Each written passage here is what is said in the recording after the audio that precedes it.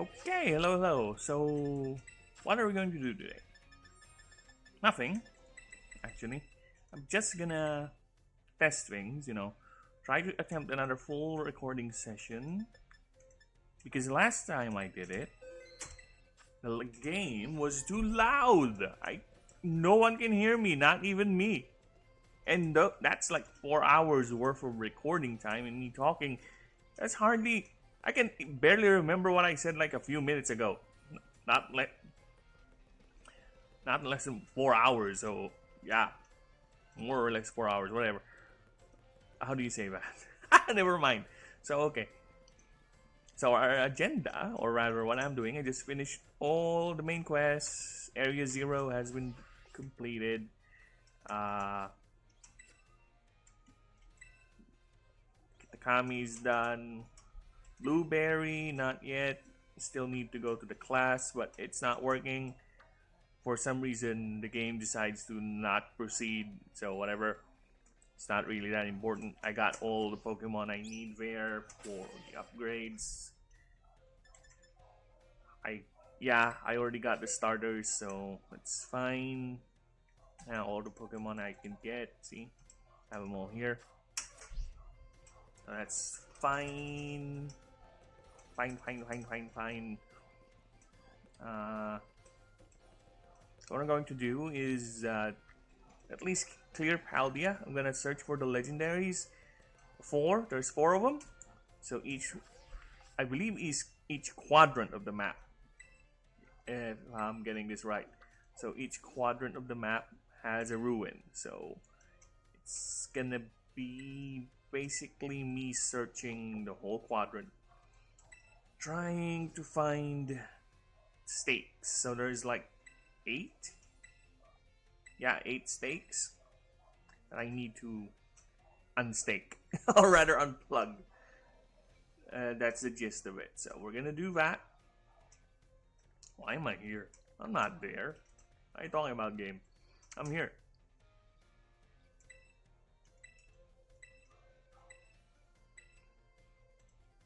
Oh my god, you're seeing me fumble through the controls.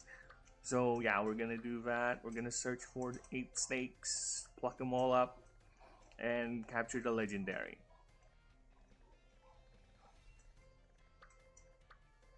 So we're gonna do now. So let's get to it.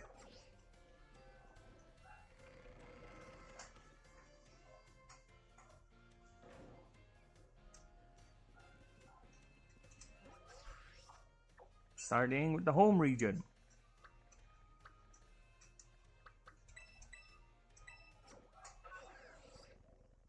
Now, expect crashes because there will be a lot of crashes. Because game's not really that stable. And also, as you can see how fast things are moving, this is obviously from an emulator. Because my cousin who has a copy of this said the game is really slow for the Switch. So decided, since I have played every other Pokemon game save from X and Y, Sword and Shield, mainline, that's what I mean. Yeah, X and Y, Sword and Shield. Yeah, I think I have. Yeah, I haven't played those. I skipped them. Black and White 1, Black and White 2 I played. What was after that? Apparently, I played, Gen 1, Gen 2, Gen 3, then Gen 4, then Gen 5 apparently. I don't remember playing that. Gen 4 and Gen 5 kind of mixed. But I do remember playing Black and White 2. I don't remember... Diamond and Pearl. Yeah, there you go. Diamond and Pearl was Gen 5? I barely remember that game. What else? Then 6. I think I skipped 6. That's X and Y. Then Gen 7 is Alola. I kind of skipped that, but I played Ultra Sun, Ultra Moon. Then transfer to Switch, so no longer through 3DS. Can't afford one, or rather, I'm not gonna buy a gaming platform just to play one game that I am not really a fan of. This is more of a nostalgia thing. It's the only reason why I'm playing Pokemon is nostalgia, and I kind of like collecting the mons. I've always loved collecting shit. That's why I played Magic the Gathering too back in the day, back when it was less cringe. It's not my thing anymore. Then, what else happened?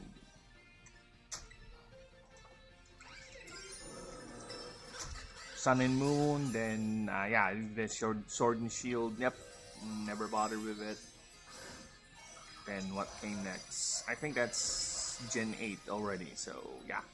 Skip that, then this. Playing it now, this is technically the first time I played it, but I just finished the main campaign. And Pokemon writing has not improved since the iteration of the first game. It's still the same shit. It's not something I should take it for what it is. It's a children's game written for kids, but still, it's no justification to write it like the way it is. It's a what if plot, and then plot rather, and then this happens, and then this happens. There's justification for things, but this one has time travel. I hate things with time travel plots in them. It's either poorly implemented or destroys a lot of stakes. But this one, it's not really much because the idea is they're using the time machine to. Yeah, the professor is rather selfish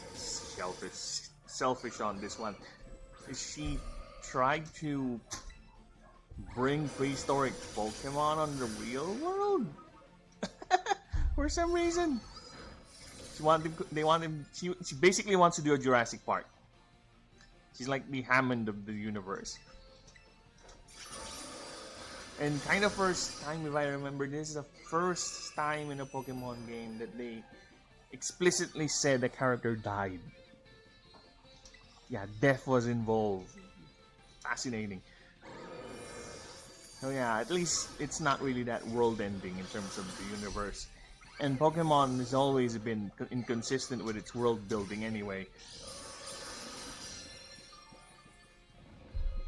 Yeah, for a universe with a lot of creatures like this, they're still operating in the level, well, not really in the level of technology, but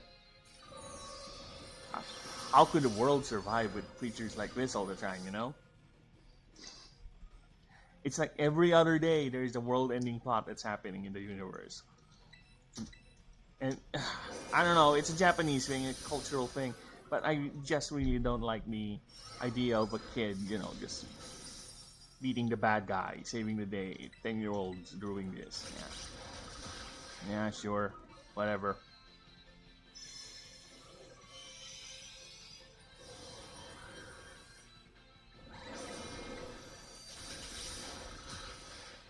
Sure, whatever. 10-year-olds. So in fact, I think the oldest was 16. Forgot which game. At least 16 teenagers. Oh no, I'm not gonna capture that. I have a Happy Knee. I can raise one. No problem there.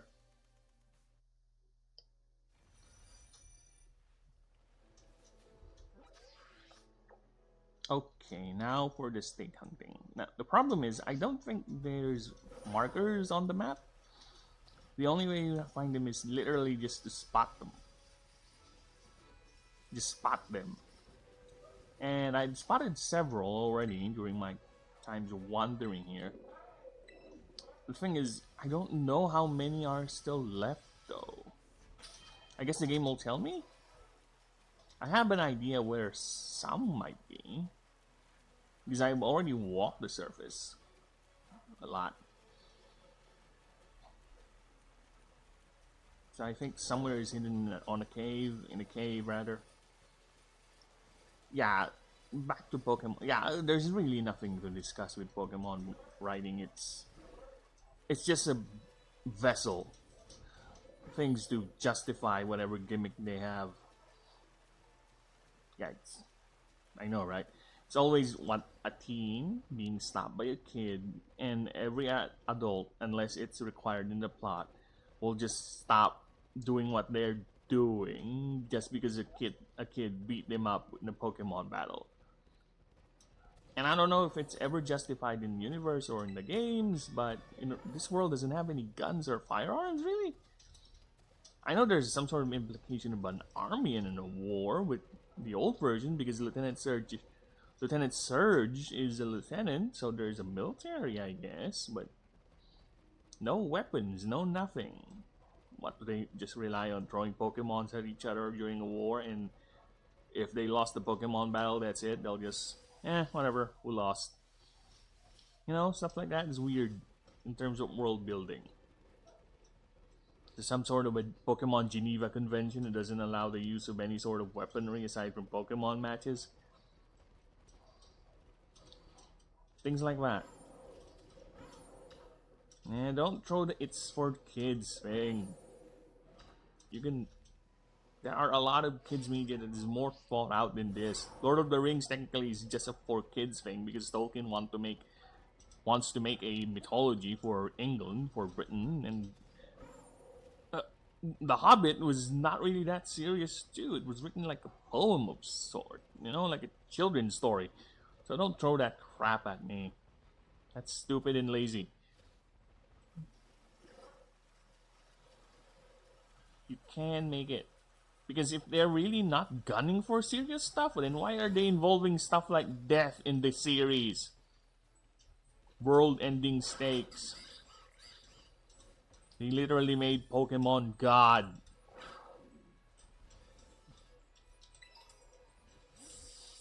If it's really not that serious, you gotta be kidding me. No way you can convince me they're not going for serious shit. They're just using a crux as it's for kids stuff as a justification why they would do shortcuts with the plot. But then again, let's just say, years of me playing these games have turned me somewhat immune to that. I just ignore it. I'm at a point, I just want to collect the mons. That's it. When there's dialogue, I just skip, and just read the last part or just skim through the dialogue, trying to see what's context, what's the greater thing that's going on. But other than that, I just tune out. I just headcanon myself as an older kid, which is harder now considering there's an actual model of me being a kid and I'm actually going to school. And by the way, those school things, those classes, at least they're in theme. I'll give them that, But goddamn, are they so tedious? I will give you this. It's just tedious, just like real class. Props to Nintendo, I guess, to the Pokemon people. They actually made class tedious. They actually simulated the tedium of going to school. Good for them. I guess. Whatever. Okay, I need to fix something with the emulator real quick.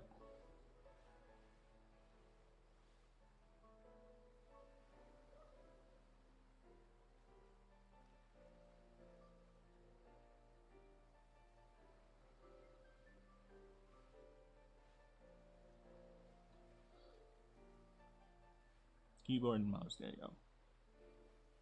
Okay. Now I can pan. There you go. That's even better. Nope. This is not a legit copy.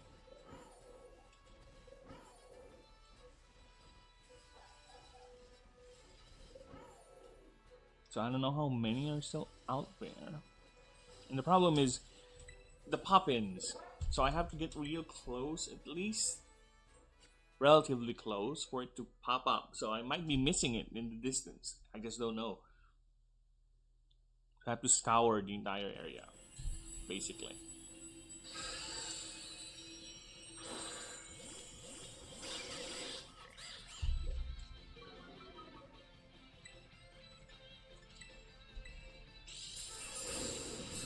But I will give it to this one. I did care the bit, just a teeny tiny bit, with the Journey to the Area Zero mission or storyline. A bit. I just like the kids. Have nice interactions. They're acting like kids, so there you go. At least Nintendo knows how to write kids.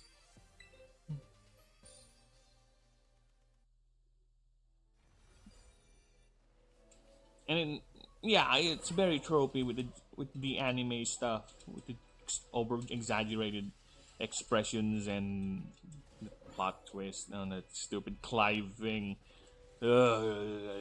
People can see it a mile away. Stop pretending like it's some big twist or something. The whole, oh my god, yeah, cringe, cringe. The teams, Team Rocket is the only decent one. Whatever.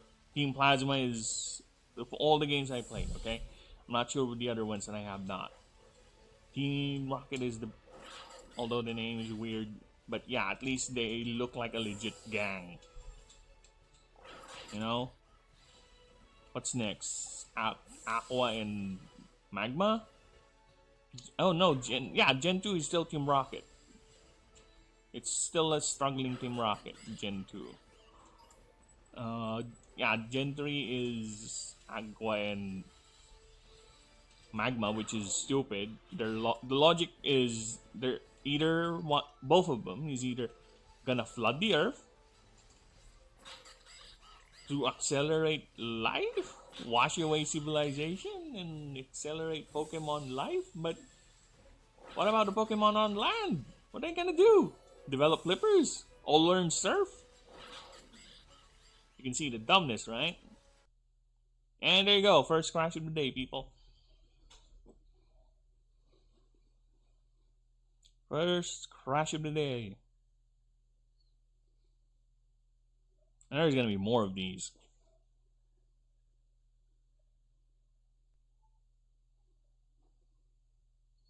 Yeah, I'll just wait for it till it fully crashes.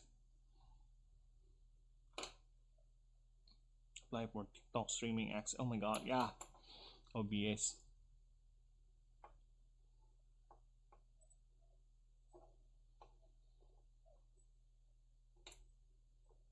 There you go. Okay. I just need to pull it up again. Start it up.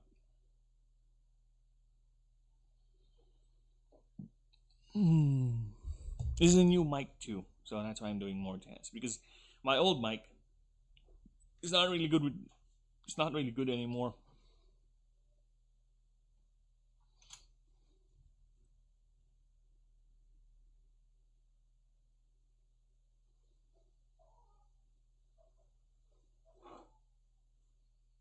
This is a new one I'm testing, and hopefully this will be the last test. Then I'll go live. Of course, I don't think I'll be able to play or stream an emulated game anyway. So maybe I'll definitely play something better. And I'm already at the point of the game. This is the casual run now. I reached the end game.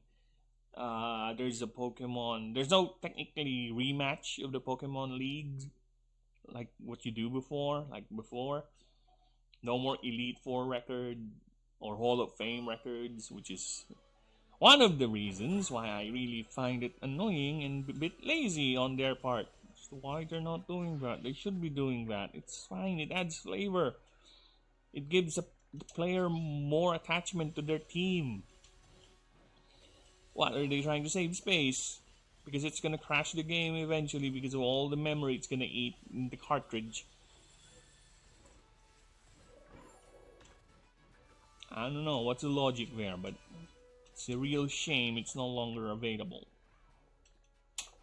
Now, what they had to replace it with, the rematching of the Pokemon Leagues, is here, for example, is the tournament. Yeah, there's some sort of a tournament in the academy, which is fine. Actually, it makes more sense that way. I like it. I like that. At least that's an excuse. And I'm kind of used also with the Pokemon League, or rather the high level content is just around 60, 70.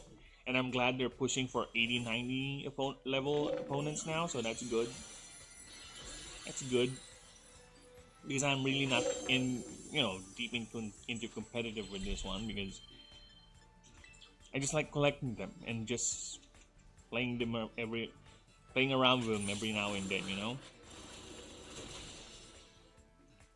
I I would consider a game complete once I have captured all the Pokemon available in that version.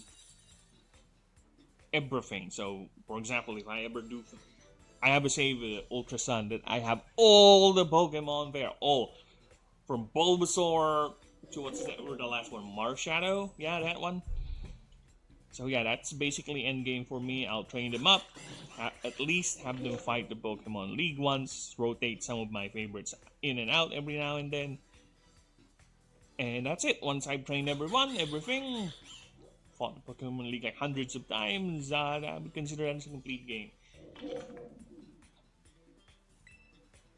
That's the Pokemon. But lately, of course, considering the number of Mons out there, and time is forever my enemy now because of getting old and shit, and of course life, forever busy, where we're doing things.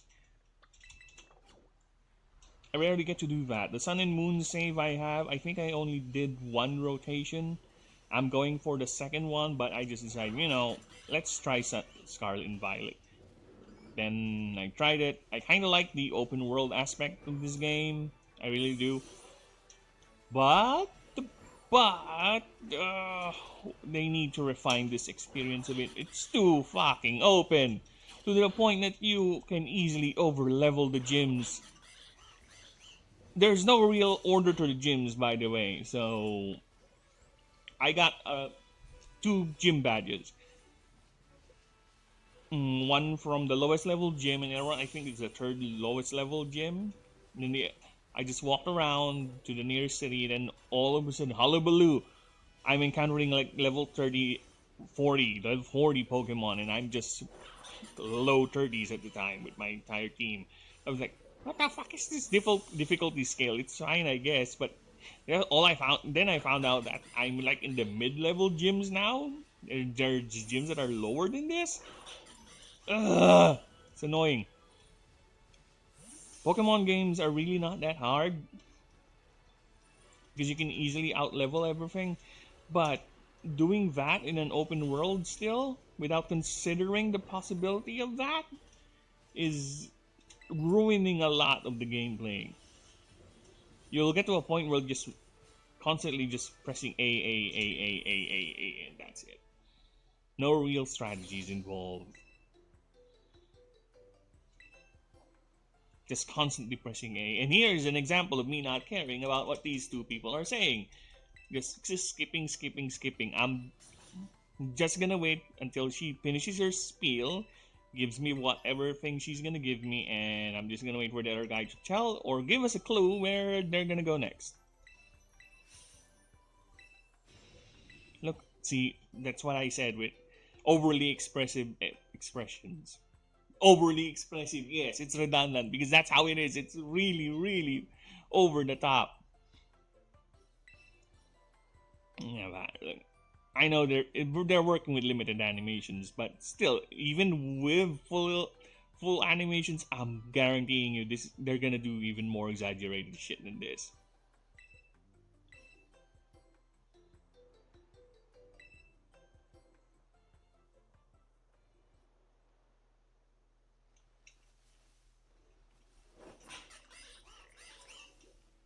So what am I doing? Again, I'm searching for spikes.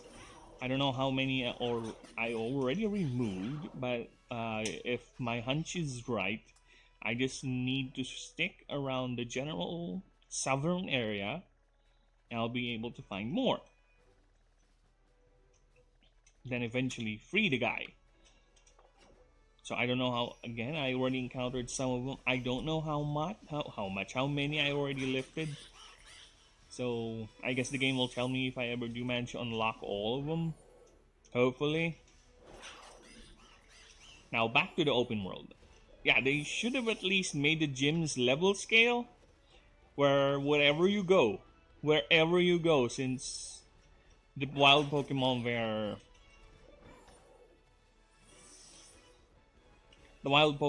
are fine.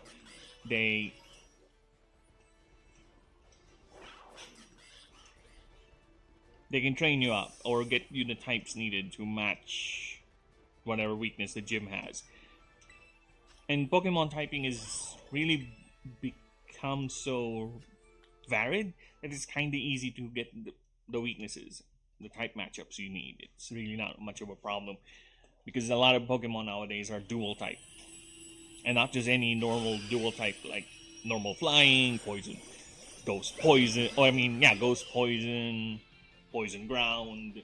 The boring combinations. Now you have fire ghost, you have fairy psychic, yeah, fairy metal too.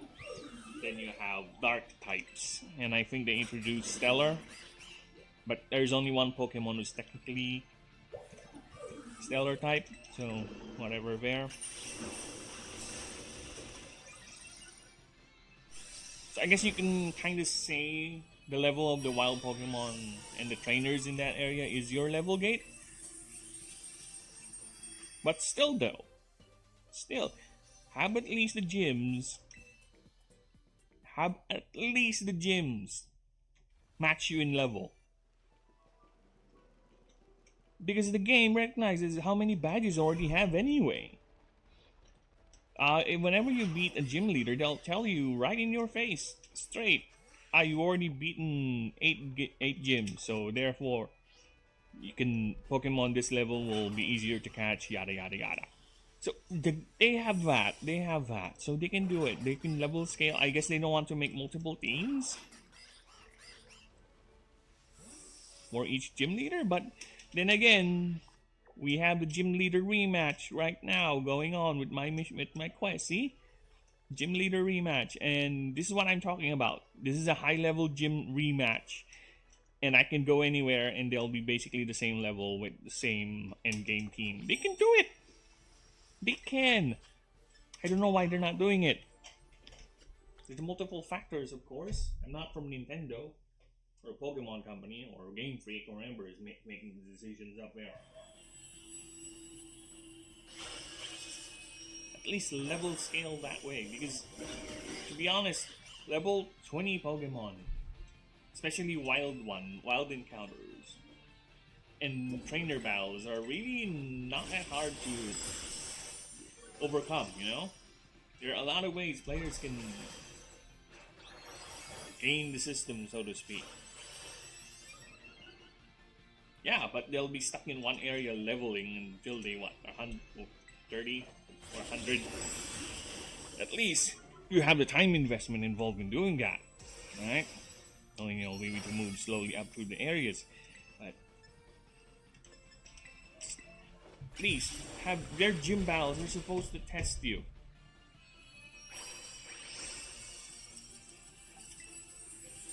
That's the thing. That's one of my major gripes with the open world. I really liked it. I really like the idea because back in the day, I used to run this tabletop game of Pokemon where basically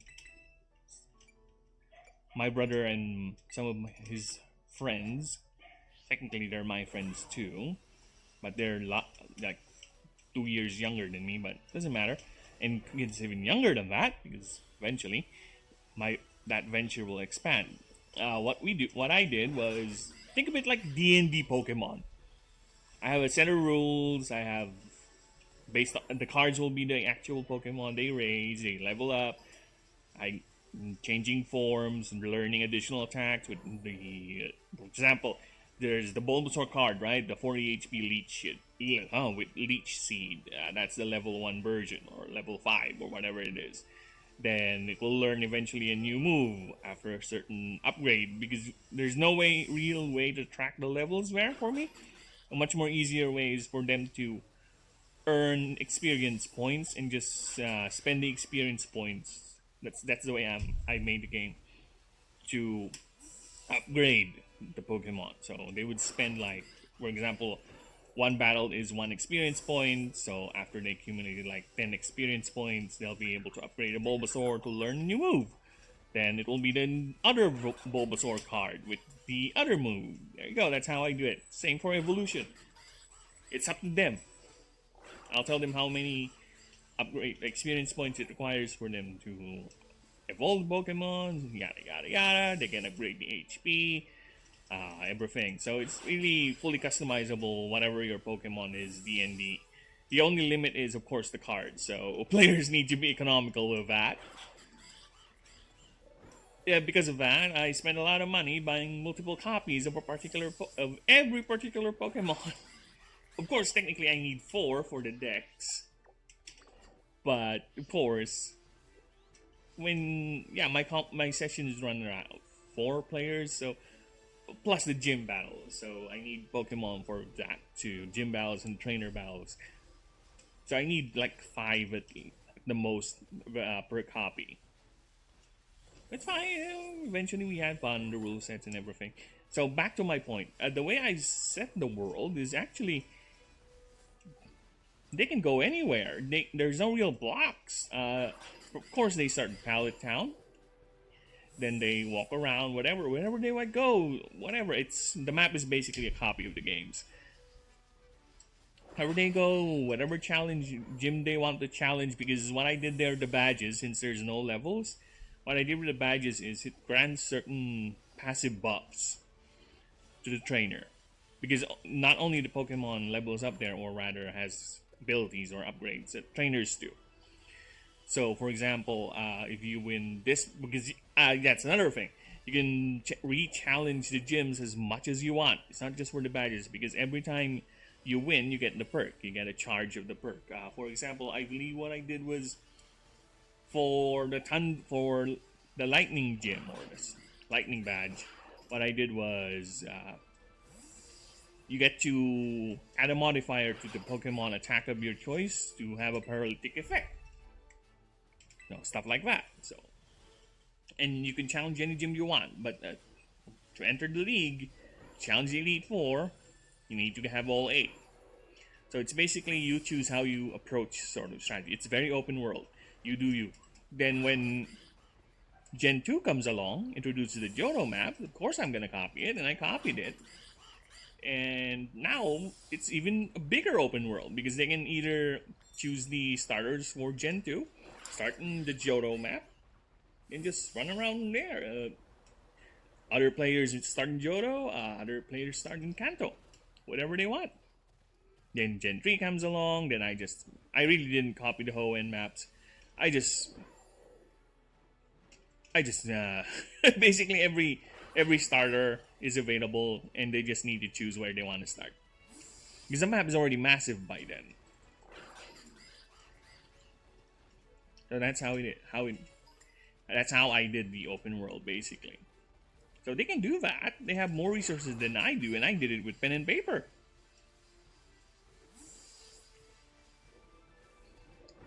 Right? They can do it. It's a matter of time. Execution. But the thing is, again, I don't know what's going on with the company. Maybe they're really not earning much with Pokemon. They just need to rush the games out as much as possible. Possible. I don't know. I don't believe it. But there you go.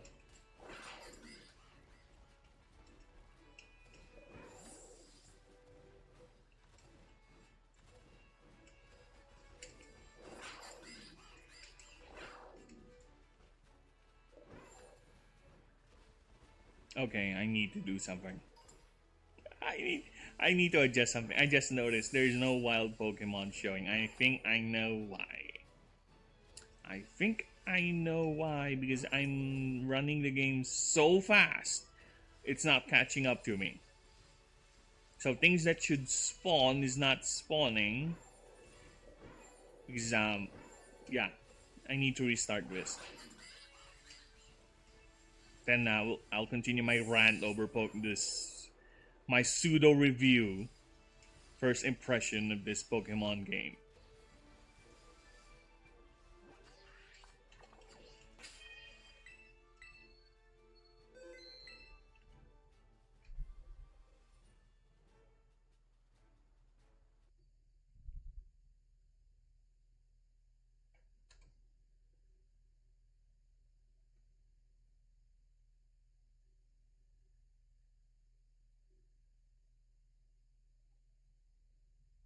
In the meantime, alright, enjoy this.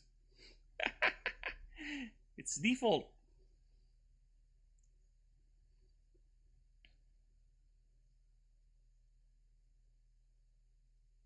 There's a reason why it's said unsafe, but Mr. Dumbass here wants to do it. Okay, so I turned it back up, or rather back down, because I had it set to 8 gigs of RAM. So that's why it's not crashing as much, but it's not loading everything on the map. So I upped it back, or rather turned it down. So hopefully uh, it should load. Because I'm moving it very fast. The game is not catching up to me. This is why I cannot continue the Blueberry quest.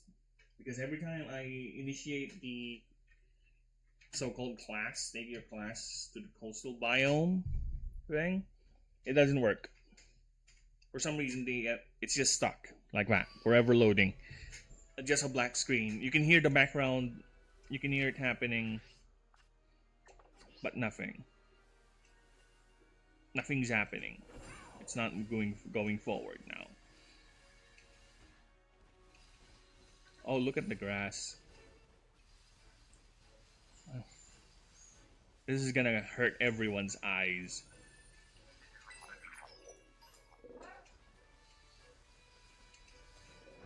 Let me just get away from the tism grass.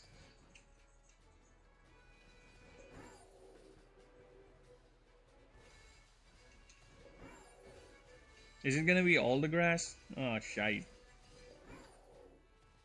Let me try to fly. Let me just try to fly out of here. See if it would. See if I can reload the map. See if that would fix that. No, it ain't. It's still tism grass. Okay. Let's fly somewhere farther. Let's go back home. See if it's still gonna be tism grass. See? No longer tism grass. Oh, never mind. Shice! Fire tism. You're gonna ruin my train of thought. I'm gonna forget about whatever I'm ranting.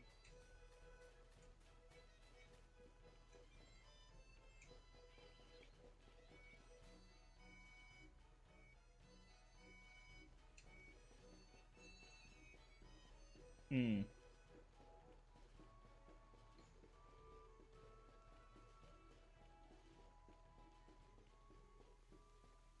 Hmm. Oh my god, really? Tism grass.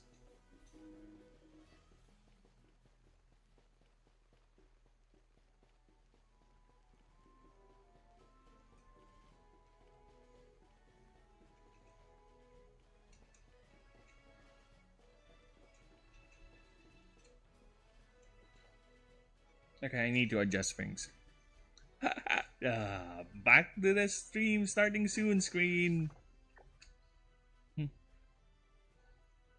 Yeah, once I get my artist to go around it, I'll have her make some assets for me, including a technical difficulties thing. Shice, that was harsh. That was very harsh.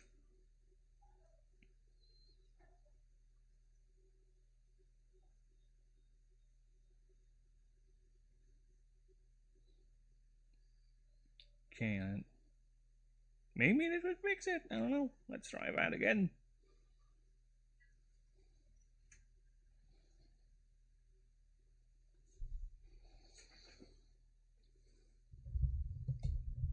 Well, that's what you get for playing with an emulator. But, like everything else, there are disadvantages and advantages. One, I don't need to deal with the 30 FPS, which is a problem with all Pokemon games I played. Slow as F. I remember playing it in the Game Boy. Oh my god, it's so slow. I spent hours just mashing A and B buttons. Still, the charcoal, the little pad for the sensor, gets worn out. That's how my Game Boy died. Or died multiple times because of that. Autism grass everywhere. Texture popping. Okay.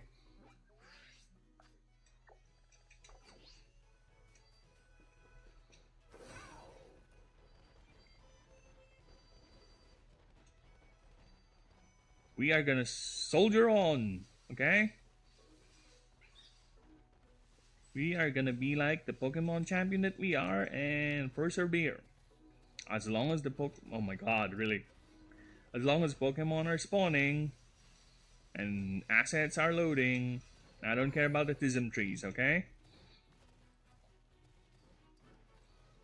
Now, okay, back to my first impression so-called critique of the open world.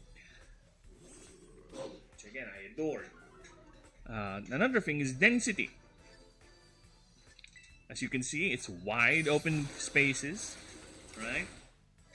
There's no real choke points aside from several specific areas of the map. But then again, the world feels so empty. It feels so empty. Look at this. This path right here. See? Aside from the Pokemon roaming around, which is neat. I like this. To be honest, I really like this novelty of the Pokemon running around. You know, it makes it feel alive. But what I mean by empty is, where are the trainers? You know, it doesn't feel like a living world. It doesn't. What I mean by living world, it doesn't feel like a world where people live in. It feels like a world where Pokemon live in. Aside from, if I turn here, I would see my buildings. There you go. There's a house. Yeah. Oh, yeah. Oh, I'm in a place that's civilized apparently. But where are the trainers? You know, where are the Pokemon people who are roaming around? The Pokemon Rangers, Pokemon trainers that are just not part of the academy, Pokemaniacs, Pokemon breeders. Because trainer diversity in this, in terms of the types of trainers there are, very few. Most of them are either going to be students, one female dragon tamer, a lot of hikers, a singer, and I remember finding one painter, and nothing else. I think I don't barely. There's construction workers, I guess. There's the martial artist, but unlike with the previous titles, there's a variation between the genders. There's a female martial artist. There's a male martial artist. There's Pokemon breeders, male and female. Sure, the students have variations, but they're basically just wearing the same uniform. You know, the same skin, the same thing. I guess you can say that it makes sense, but then again, not everyone is a part of the academy. Because there are dragon tamers roaming around, there are hikers, and not everyone is in the school. There are office workers. That's why we have engineers. I remember pilots too being fought. So yeah, look at this. Feels so empty. In the older games, if you look at just the particular route, especially a transitionary route to a city, there's a lot of trainers there. There's signboards. Right? This one, again, I like the novelty of the Pokemon roaming around. It feels like a world inhabited by Pokemon, not a balance. Right? It could be hardware limitations. Most likely it is. It is hardware limitations. But again, trainers. At least put in trainers. And I don't really care if there's no plane flying around or no car moving about or no connections with the towns other than dirt roads. Look at the largest city in the game. Marizagoza, I think it's called. Look, it looks like a real town. See, when I look at it, oh, look, civilization. It's fine. Just that is fine to me. I don't need overblown shit. Just that's enough for to sell the fantasy, to sell the world to me. But look, how far have I walked? This is the first trainer we spot. And you'll get to see this particular model 1,000 times during a run. I'm being hyperbolic, but Yeah, there's she gets around.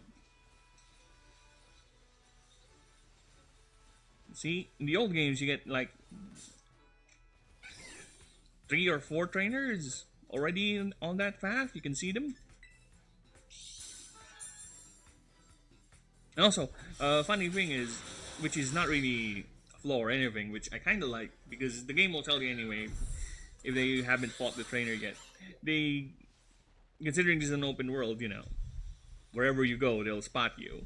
So the making eye contact thing to initiate combat or Pokemon battles is no longer a thing. You need to talk to them, run up to them, tell them you want to fight, which is fine. It makes more sense rather than "Hoo-yah!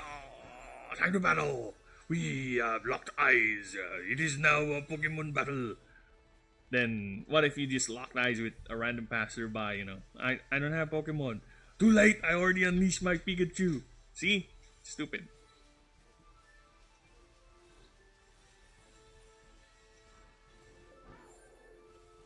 See, barely anyone. This where again, since this is central city, it's the largest. It would make sense, right? But the other cities, my hometown is just literally just 2 houses. My house and a mansion. That's it. And 2 people standing there in perpetuity. This makes the world feel small when it comes to the civilized areas. At least Ultra Sun has this so-called facade of areas or the city where there's the skyline of the city. You just can't go there. I'm fine with that. Is this the last one? It's not the last one. Damn it. So I need 1 more, 2 more, 3 more, 1,000 more? I don't know. The game doesn't tell me.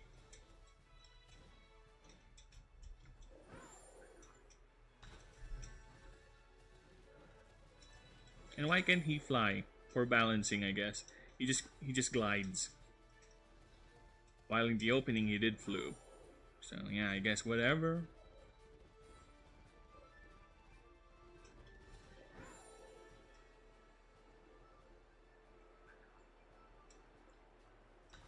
That is one thing. It's like half baked. Yeah, there you go. That's the expression I would use. It's half baked.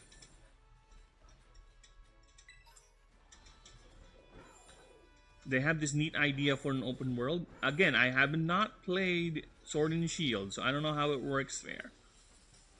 It's the first time I ever engage with a Switch-based Pokemon game. I don't know how it works there, but here, I don't know if they made it worse or it was even more late. It was even good. I don't know. I really don't know. I don't even know the words to choose for it. But basically, for my experience here, first time, that's what I saw. And having played the other games, yeah, it's nice. It's like a safari zone. I like a perpetual continent or region-sized safari zone where there's no real towns, no real civilization in between the cities. It's just empty wilderness. See? Look at how far apart the trainers are. Pokemaniac. You've seen like a good 30% of the trainer models already. No Pokemon aces. Where's my aces? Yeah, going to the Pokemon League, there's not even a Victory Road anymore. This is the Victory Road, okay? This is the Victory Road. Now, where's... Here. This is the main city, right? This is the Victory Road right here. That's it. The quest is called Victory Road for the sake of having the name just involved in it. But there is no actual Victory Road. This is it. You get to fight 1 low-level trainer and 1 mid-level trainer here around 60, 50-ish level. That's it. That's it. That's Victory Road right there. I'm fine with the Pokemon League, actually. The whole grandiose thing with Ultra Sun or the previous generations. I prefer the simple thing. I like that. It's much more diegetic, I guess the term that I would use. It's fine. I have no issues with that. But the whole thing, the Victory Road, that's it. This is it. This is it. And there are areas of the map that's basically you don't interact in the story other than one time, and that's it. There's this giant lake, and the only purpose it has is just to capture. Of course, Pokemon capture is part of it, but it's just an area to explore. Nothing else is in it. It's one massive lake filled with decent high level Pokemon, around 50-ish, I believe. So that's it.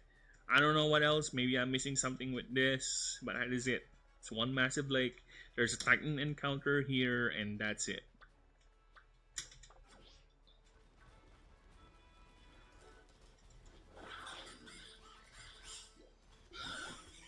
Another thing about the open world, but it's like it's disappointingly half baked because I liked it. I really, again, I keep on saying this. I really, really like the idea of the Pokemon roaming around, you able to choose and pick the ones you want to capture by being all ninja-like, sneaking, and just if you don't want to fight any Pokemon or have any encounters, you just be evasive. We just run around. You just be good at dodging. See, like that. See, I'm not good with that, but yeah, you can technically do it. I like that concept. You don't need to spray a repel potion or repel thing.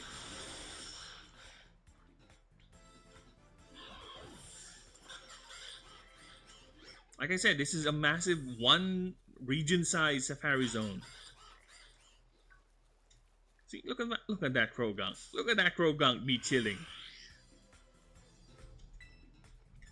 And I also like the transition for the battles. Although the animations can be lacking, especially with the effects, it doesn't have these full screen grandiose move animations like it had before. I like the transitions before the fights. It's not, well, we lost the then the lock.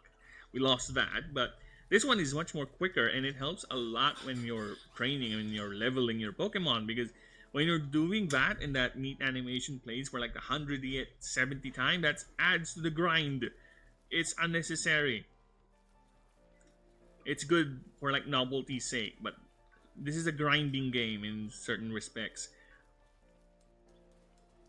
So this, like this, done. Fight. That's it. Very, the transition is smooth. I like it. I really like it. The animations, though, yeah, a bit lacking on that regard, but I did remember seeing something about the Pokemon lacking personality, and thus far, not really. Look at this guy. I can't get his name right. Sorry. I can never get his name right. Quackabal? Yeah. Quackabal? Quackabal. Quackabal. Whatever. Quackabal here? Look at him. Look at this goober. See? Look at him run. Little gooby legs and his floppy arms. A lot of personality there. See? So they did well with the animations as far as from what I've seen, because let me just switch around with the Pokemon with my team here. Because they're very varied. Their personality shine through.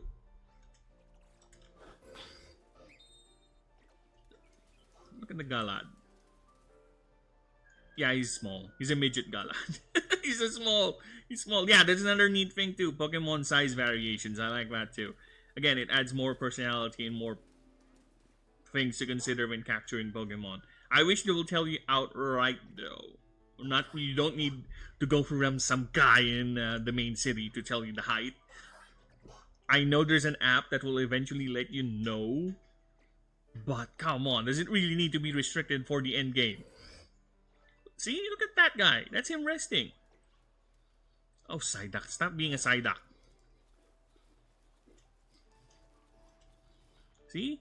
If this was truly lazy shit, God would just be closing his eyes, standing up. That's it. But look at him. He's moving like a Galad. I can tell that this is a Galad. He's not some humanoid Pokemon, because as far as I know, from all the Pokemon animations I've seen for this body type, nothing shares his movement. I might be wrong, but from what I've seen, nothing shares his move base. Let's try the other one. Oh my god, Tinkaton. Tinkaton. Tinkaton is a weird one, okay? She's not part of my favorites, but I do like the novelty of it. A fairy steel type. She hates her own kind. She's a fairy killer.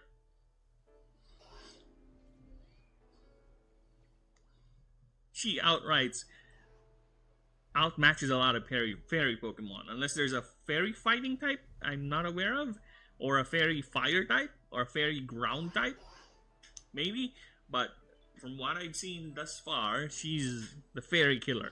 She hates fairy types. Look at her. See the way she carries that mallet. Just look at the Psyduck though.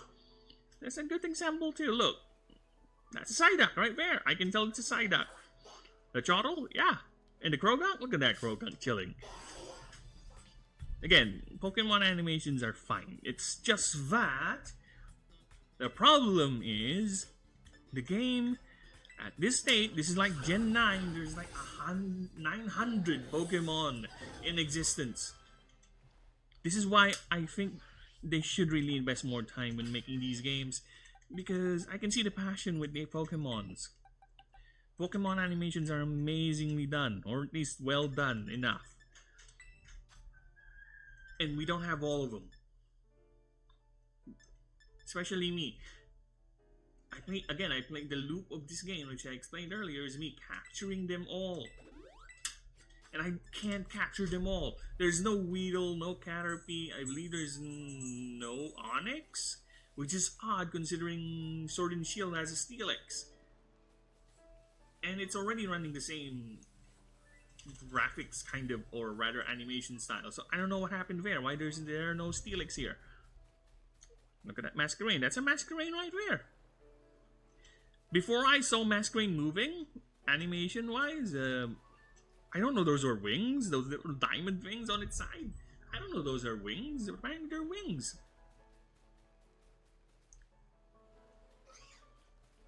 No Pokemon predations though. Okay. So yeah, it's a bit disappointing, and if they took their time, they can do it. Look at that Mankey. That's a Mankey. That's how a Mankey would. See, angry Mankey right there. Let's get away from me, bitch, Mankey. That Vigoroth. Look at the move. Look at the Vigoroth move. Okay, Vigoroth. Why didn't you open your mouth? There you go. See, that's a Vigoroth. That's how the Vigoroth would be. It's gonna be aggressive. It's a Vigoroth. Before it gets all to be slacking, it's very active. So aggression. There you go. It's neat.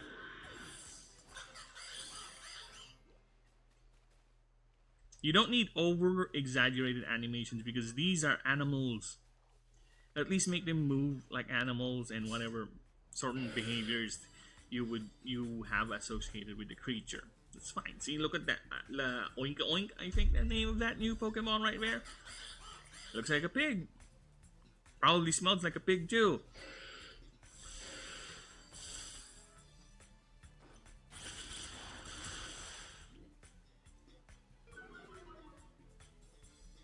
Wow, really? Survive that? Oh, endure. Whatever. I like that, okay? So yeah, I wish they had more time. They spent more time developing, adding all the Pokemon in it. Because people would appreciate that more. Yeah, if that's the thing, right? If their excuse is they need to polish the game, make it more stable, but from what I heard, the game released at a very unstable state. And I'm playing on the emulator, so if there are graphical glitches out there, I can understand it. It's from the emulator, but from what I've seen when on launch, it's a buggy mess. And apparently it still is. So where's the excuse there? Right? And I know they need a lot of time because the DLC has added a lot of Pokemon. Of course, there's like 292 still missing, but they've added a lot. I'm not sure yet with the animations, but when I've seen it, they look fine.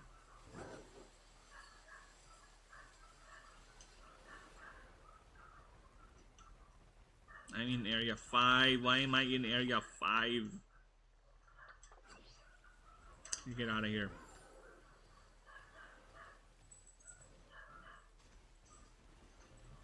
So yeah, it's rather sad. It's disappointingly sad. It's half baked. And what? I have to wait for like generation 12 before the open world thing becomes decent, or they just abandon it outright, like they did with Mega Evolutions. Oh, they're gonna return on a Legends game, not a mainline one. Okay, it's fine, I guess, if you enjoy the Legends games. Again, I don't play Pokemon for story. It's more the collecting thing and the training thing.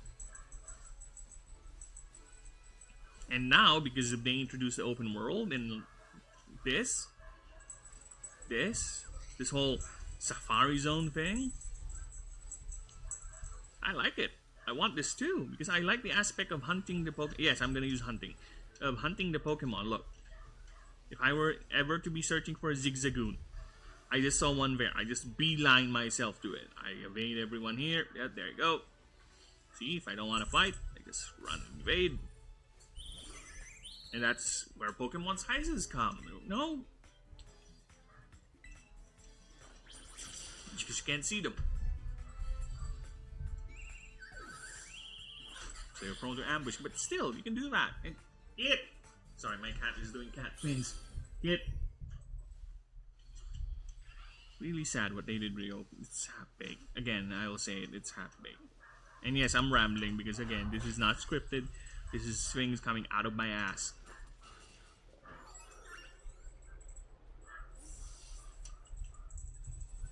Okay, so we got empty open world. Is it open or do I need one more? So I guess I need 2 or 1 more from the looks of it. Because there's 2 chains the last time I checked. So I guess 1 more or 2 more. So it's 4. So okay, that's a visual indicator. Not something that will tell you, but or a cutscene will trigger. So it's fine, I guess. A visual indicator like that is fine. But you have to go back every time though.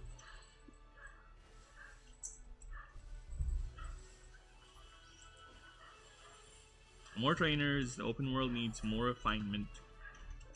Make it more believable that there's actual human civilizations in between other than a random Pokemon center just slapdash in the middle.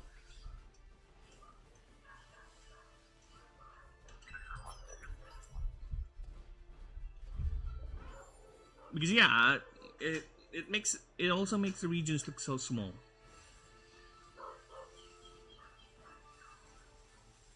In a way.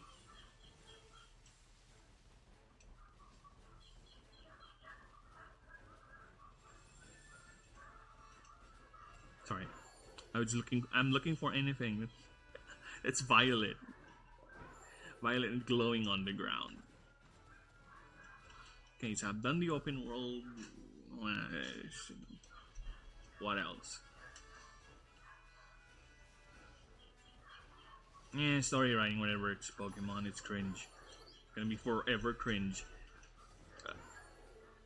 A serious Pokemon game with a serious story. I don't care if they use a child protagonist. The writing has to be at least decent. Again, Puss in Boots is a children's movie and it's written amazingly well. Puss in Boots 2, The Last Wish, not the first one.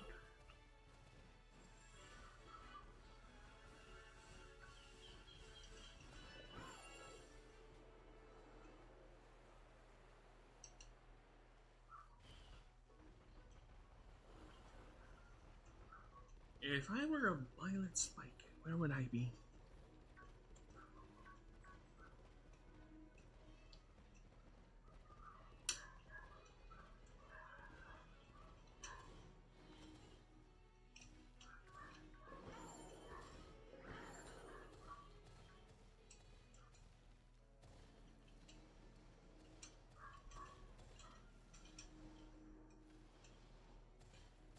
Have I encountered violent spikes inside a cave before?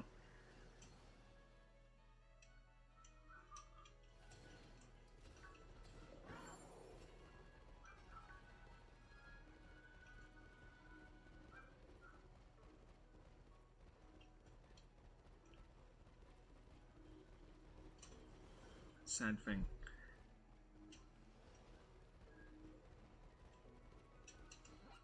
Yeah. Let's continue my little rant first impression thing. The the national Pokedex. I just remembered another thing I don't like. There is no national Pokedex. There is no national Pokedex. Why? I don't know why. Oh yeah, because they can't add or they did not add all the Pokemon. Yeah, so there's no national Pokedex. But this has been a problem since Sun and Moon. My Ultra Moon save. There is no national Pokedex, yet I do appreciate them having all the Pokemon be available still. And having all the legendaries with their all little unique knickknacks be still available.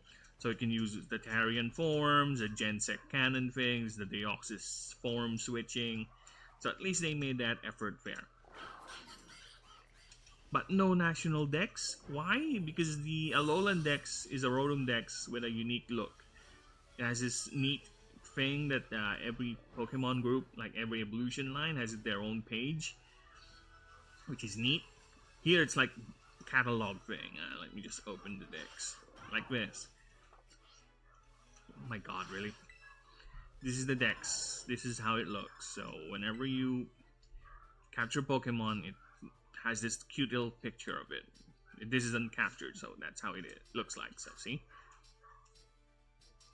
It has this. So are you telling me because of that you cannot have a national dex? Even though the previous generations you can just switch on and off national and local dex. What they did though, because of the DLC thing, every DLC has their own Pokedex. So technically you have 3 Pokedex, local Pokedexes you can complete, which is fine, and I would be okay with this one because again, not all Pokemon are available, so I guess they have an excuse for it this time. But with Sun and Moon, I don't know. There's no real... Oh my god, really haven't beaten you yet? Oh my god, you're so gonna get beaten up. See how sparse the trainers are? You miss them.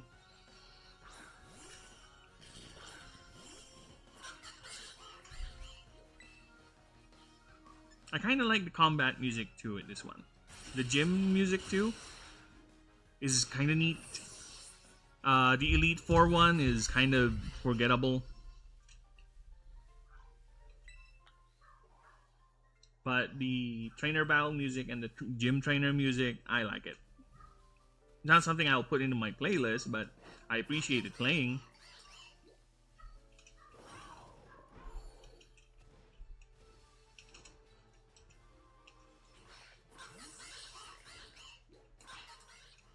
Yeah, because I have Mew and Mewtwo.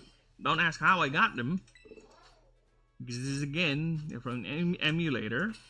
And there's no way I'm gonna use this save, if ever, to trade online.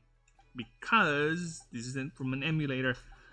And I got these Pokemon by doing some magic. Okay?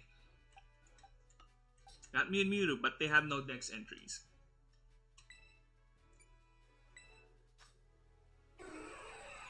Which is my problem. I hate that. I hate that. They have no dex entries. Why do they not have dex entries? You can do it, right? It's an easy thing, right? I don't know why they don't have dex entries. They should, but they don't.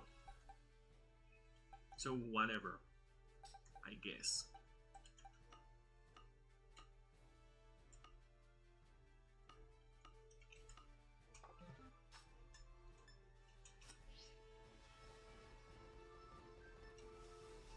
And Mew is my favorite.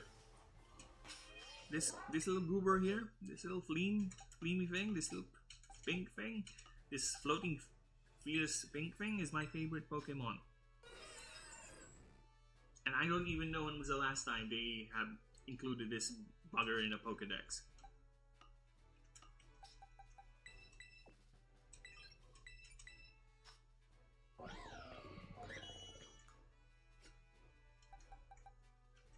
which is sad. Really, it's kind of disappointing.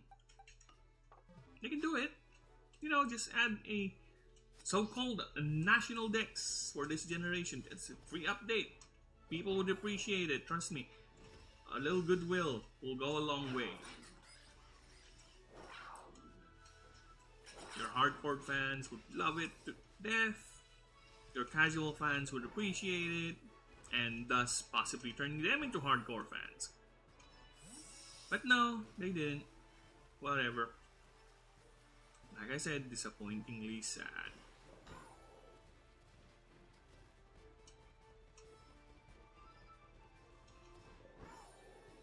Now, where is my violet spike?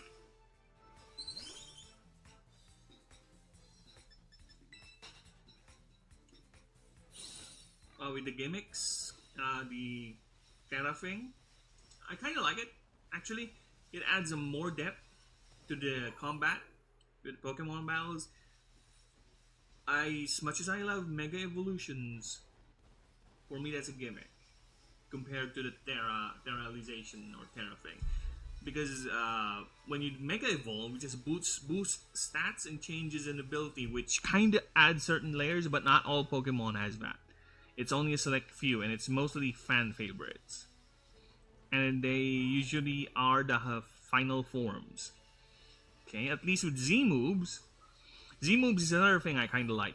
Although the whole process in animation to do it is cringe, doing the whole hand wavy thing. But I like the idea.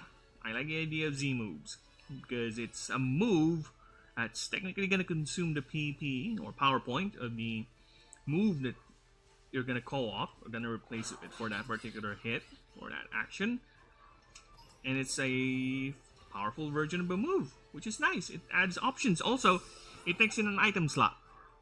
That's something to consider. Do you really want the super powerful move for the gimmick or the mechanical advantage of it, or just want the gimmick? I, for one, want the gimmick. I want my Mew to do the supernova thing, where it shoots literal DNA strand energy ball at the target. Okay, sure.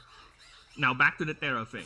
I like it because it adds a layer where the type differentials, the type matchups, become something even a bit complicated. Because, for example, when you Terralize the Pokemon, there's a Terra type. So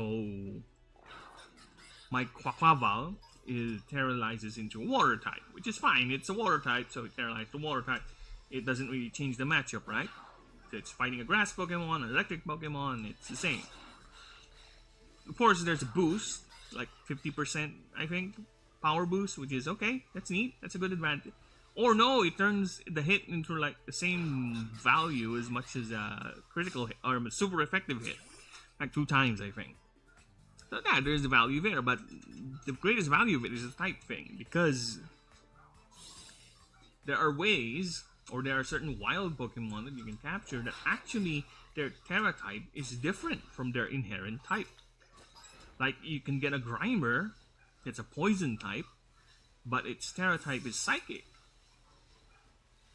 or Ground, or Darkness, which is a counter. It's a type matchup that's against its weakness, which is Psychic, which is neat. It adds a certain layer.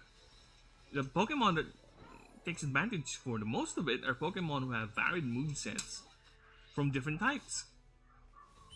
Like my Galad. My Galad has like 4 different moves from the 4 different types.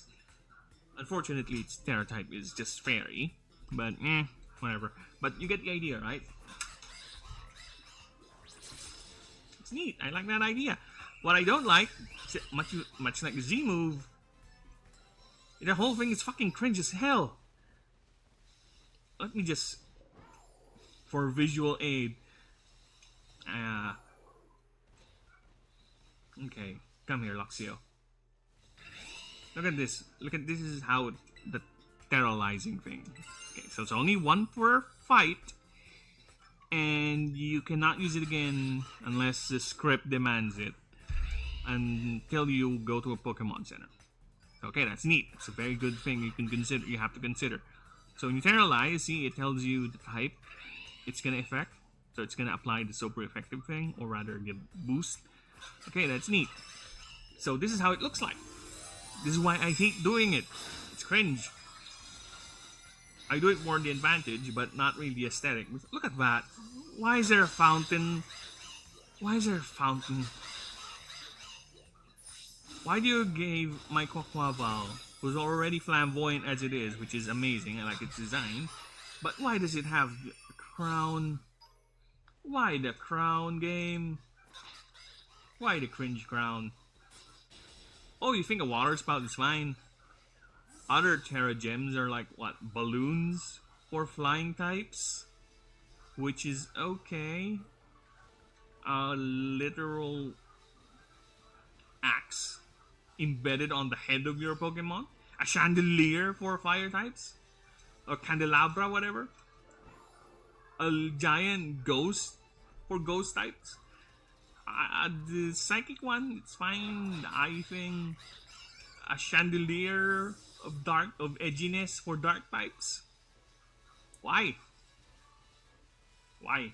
You already have very diegetic and simplified versions of the type logos. Oh shit. Look like you already have these.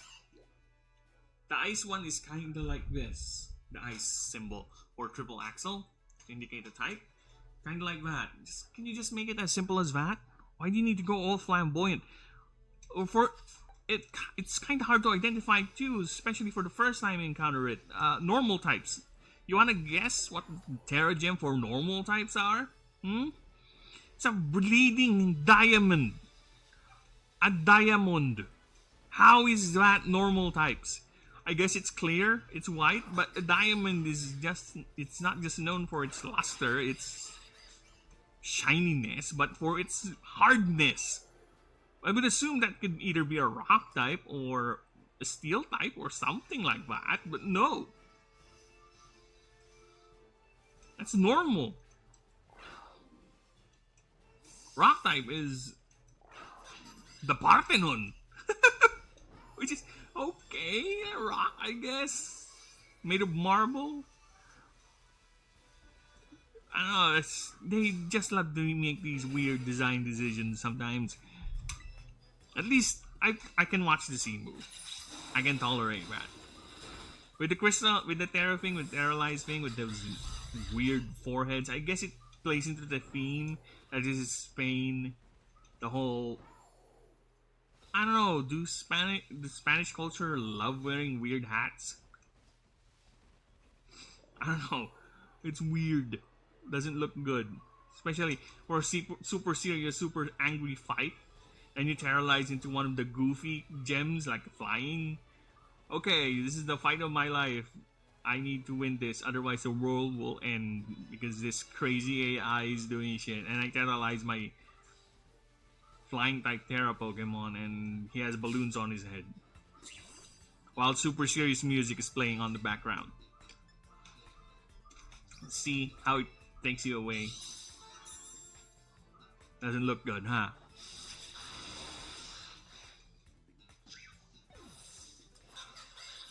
But I guess they have to look oh so unique and goofy, whatever. And much like Pokemon story, the way I get by it is just I ignore it. I ignore it. I just basically turn my brain off.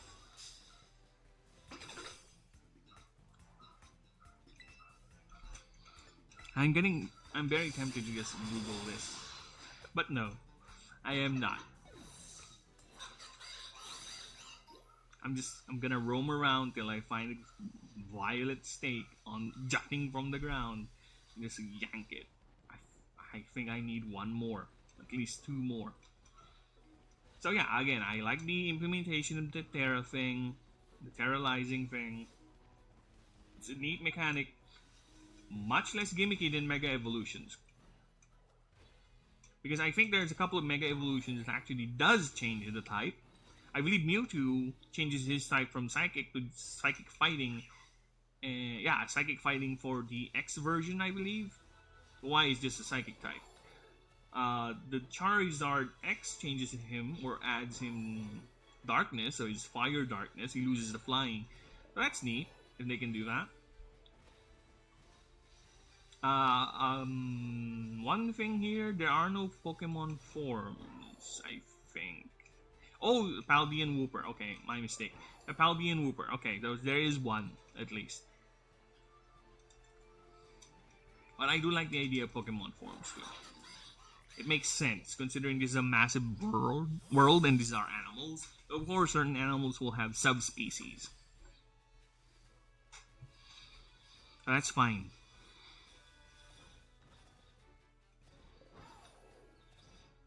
Okay, next is the experience, the grinding of it. What can I say? It's a hell of a lot easier to grind experience with this game rather than the old ones. Why? Because experience share is always on. It doesn't turn off. It does not stop. The only way for you to stop it from making your Pokemon beatism with the levels. Because what will happen is one Pokemon of yours will become so over leveled as opposed to the rest. Which is fine, I guess. But for people like me, who does a training regimen of I have one lead Pokemon that will fight until it gains 5 levels, so 20 to 25, 25 to 30, I'll switch it out with another one. That's how I do my training. That's how I play around them. With that, sometimes I only get to, for example, what happened with this group is that my Galad, he has the less affinity of all my Pokemon because no, he's a he not really less affinity. He spent the most time fighting during his training cycles because Quaquaval and Talonflame, since I caught them very early on, they grew up so fast. They're experiencing. By the time the cycle goes back or rotates back to Quaquaval, he's like 2 more levels up and he's done. Same with Talonflame. Same with Tinkaton. Pomot 2. Then Sizor. But Galat always gets like 3 or 4 levels, or 3 most of the time, levels behind. I know some Pokemon take or get less experience, but because of that, it's a bit unfair. But it does, for me, at least with the way I do it, it's kind of annoying. But again, it's fine. It's not really a big issue. It's more of a me being OCD thing. But it does cut the grind really by a really big margin. It really cuts the grind. And experience share, from what I have seen, unlike the way it worked before, where literally if you get 500 experience from a fight, it will divide it into 6. So if you get, I'm bad at math, 600. You get 600 experience. It will divide it to 6. So 100 each. So they're getting all experience, but the grind somehow became longer. Or it's the same, basically. With this particular system they're doing, it's just the lead Pokemon gets the most. Let's say the 600, then the rest gets a portion.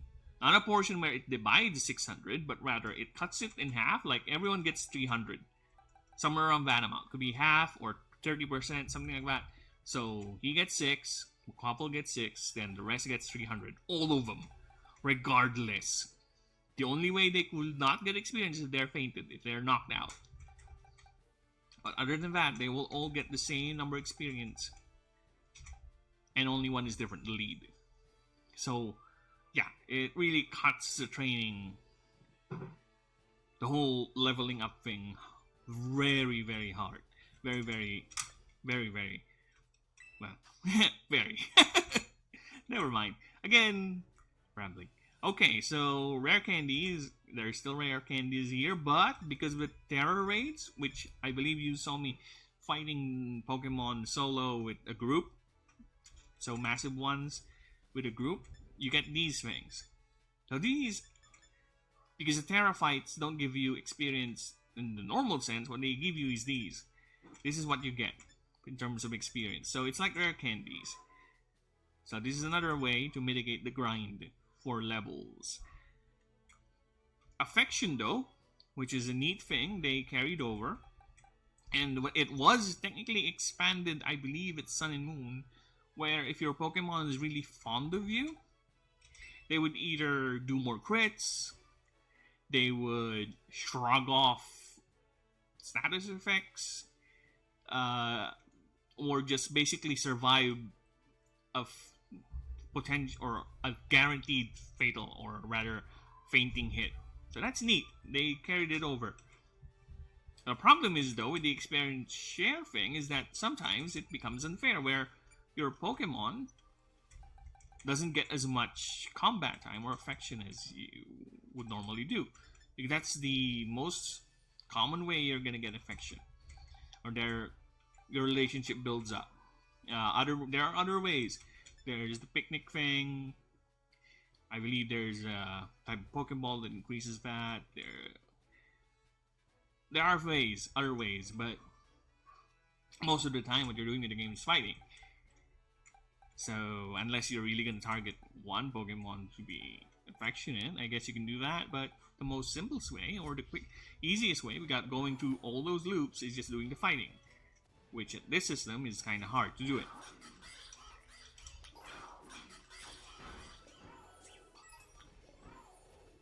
I wish I could at least turn it off. Because it's the same thing with Sun and Moon, which I appreciate because I can turn it off, on and off though, if one of my Pokemon or the lead Pokemon gets too high level. I can just turn it off and it at least have the others catch up. So the level gaps are not that big. At least I have that option with Sun and Moon. This one, I believe there's no way to turn it off unless you do some editing or you do some mods. So, okay, that's something.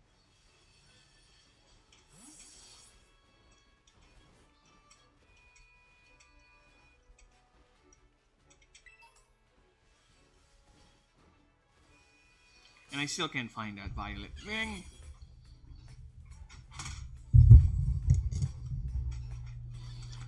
For level scaling on wild Pokemon, I kinda don't like it. Just keep them as it is. Just the gyms, again, just the gyms.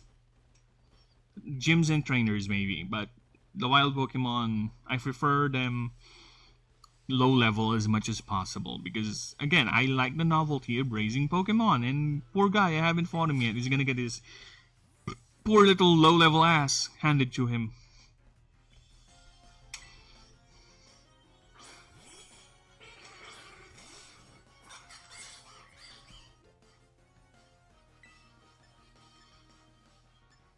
I don't know about shiny hunting. Let me just quickly go back to the open world thing with the Pokemon. I don't know about shiny hunting. I don't really hunt shinies.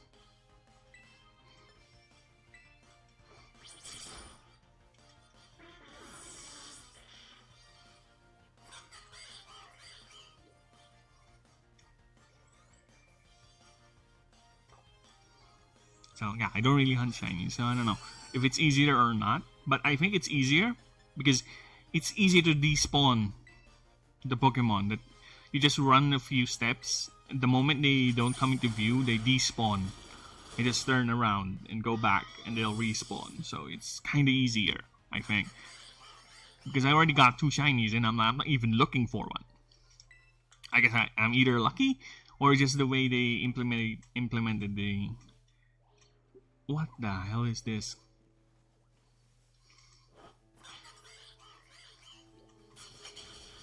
What the hell are you?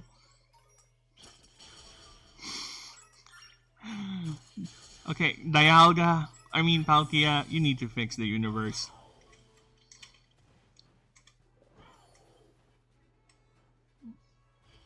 Where is that spike?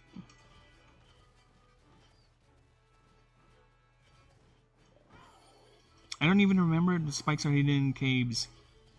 Maybe I go low. Let's go low. Keep on going high. Maybe it's in a cave somewhere. Oh, another thing I like. Technically, it's been resolved, or rather taken care of, since Sun and Moon, which I like. They still did it here. I like the idea of HM slaves being obsolete. I hate the fact that you have to waste a move slot for a Pokemon for the HM to allow them just to swim when it's something they normally do. The Pokemon like Lapras, they can swim. In fact, in its Pokedex entry, it states that it loves to ferry people. So why does it need to learn Surf and waste a move slot? I would even prefer if it doesn't take a move slot. It's fine. I would even love the novelty of having me ride my own Pokemon team. But it would be odd. How are you gonna animate the 10-year-old boy riding a Quaquaval? It'd be hard. It would be very hard. So I kind of like what they did with Koraidon. The whole thing. He's not technically a legendary. He's a primitive, or rather a prehistoric version of Slyzar. Not really a legendary Pokemon per se. He's not like Articuno, Zapdos, Moltres. But then again, they already did regional variants of the three, so I guess they're not really that legendary. Like a copy or one variant of the Pokemon exists, like Mewtwo. There's like hundreds of Articuno, Zapdos, and Moltres that exist all over the planet, which is fine technically. But if you're gonna attach Pokemon to some legendary myths like Arceus being the literal Pokemon god, and have multiple species of Arceus, that's gonna be something.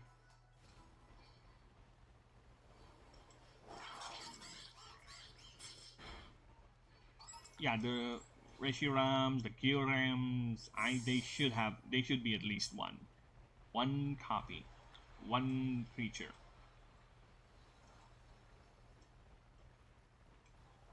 I say copy because they're just data, they're just pixels on the screen, just sprites.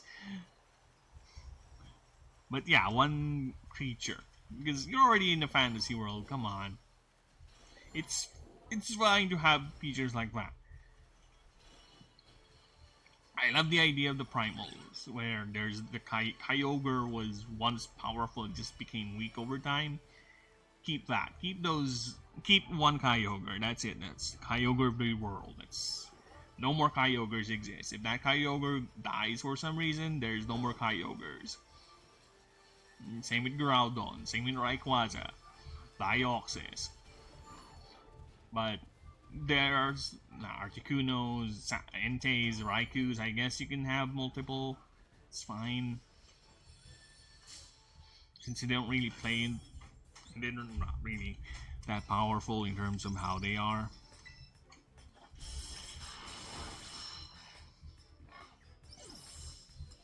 Okay, back to this game. What else I like and don't like?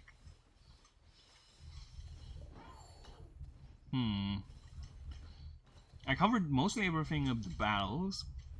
There's not really much of a change other than specific things, I guess. If you're really into the mechanics of the Pokemon fights, but for me, it's the same. I'm sure there are specific changes or nerfs depending on the Pokemon moves or particular typings, damage. I'm sure there is.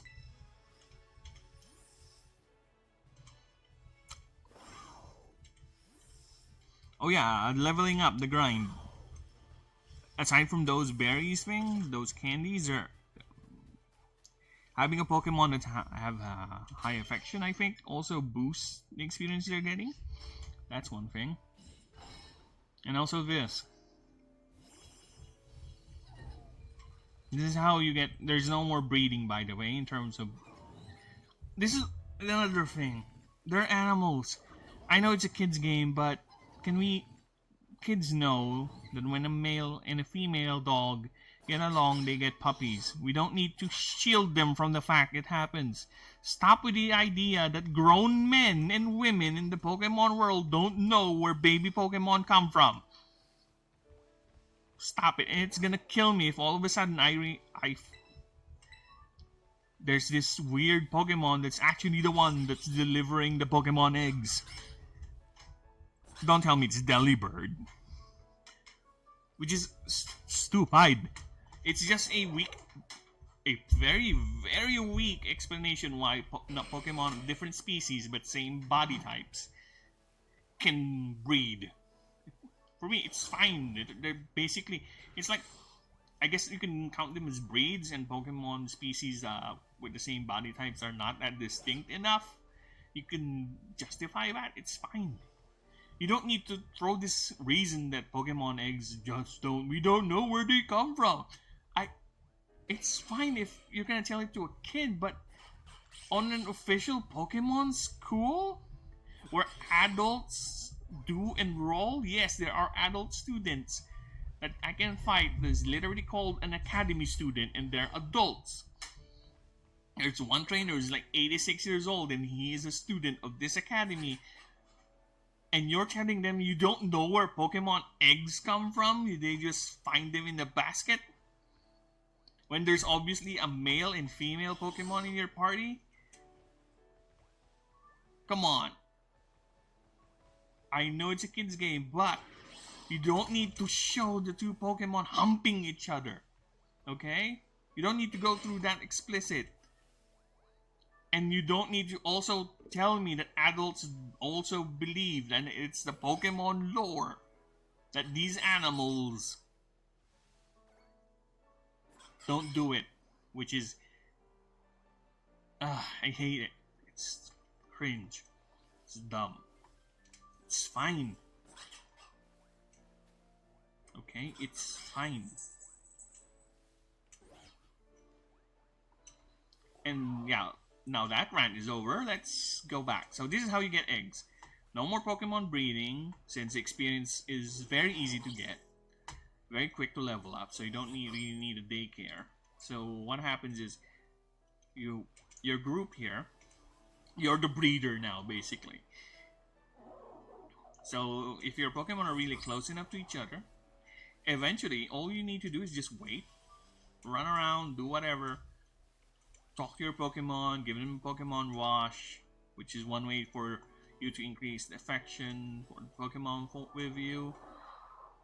I don't really do it because I don't really need to, because just have them fight and constantly win and not die and not faint and use items on them regularly is enough. Look at that Tikitan.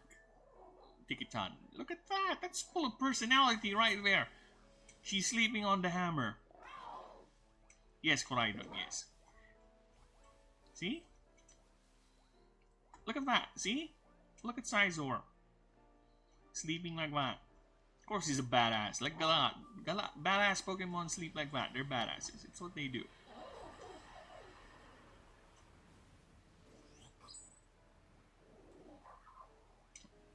So now what happens is eventually you'll peek on this basket. See? It says there's nothing in it, but eventually there's gonna be an egg. I don't know how long it would take. If there's a visual indicator with your Pokemon, they want to do it. But that's how you get eggs.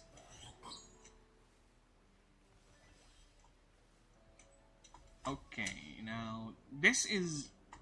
I like this mechanic. I just don't like the make a sandwich thing. It's too gimmicky for me. It's like, remember those things in Gen 3 in Hoenn, the berry mixing thing? This is how it feels to me. Exactly the same thing. It's gimmick. At least it's easier here, rather than the very mixing thing in Gen 3. So all you need is just make the sandwich, plant this, plant that, and that's it. So it depends on the sandwich, by the way. I didn't show it to you because I'm a dumbass. But it depends on the recipe of the sandwich. It would confer certain bonuses to your party for a particular amount of time. It's like in-game hours. And some of those it ranges from more damage to with this particular type, like that. See, catching power, fighting type, so I can catch fighting types better. Item drop, egg power, so I guess eggs hatch quicker, stuff like that. I think there's also an experience one too. So another thing with the picnic thing, which I like, is once you pack up and go, 350 experience, and it also is a free Pokemon Center. So if you would notice earlier, my Quaquaval is already running out of PP. Now it's back up. It's the free Pokemon Center. Of course, you have to spend your resources, your ingredients, which you can easily buy. And that's another thing. Economy. What economy? Economies are easily broken here. A 10-year-old child can easily have 10 million currency.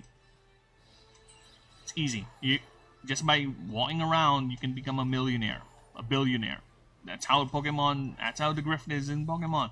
I don't know the inflation of how much it is to buy a house. If money is that easy to come by, I guess a house is a billion. I don't know. I don't know how their money works here, their economy, but Pokemon, you can never run out of money here. Let me just go to the Pokemon Center real quick, so I can have a visual aid of the currencies.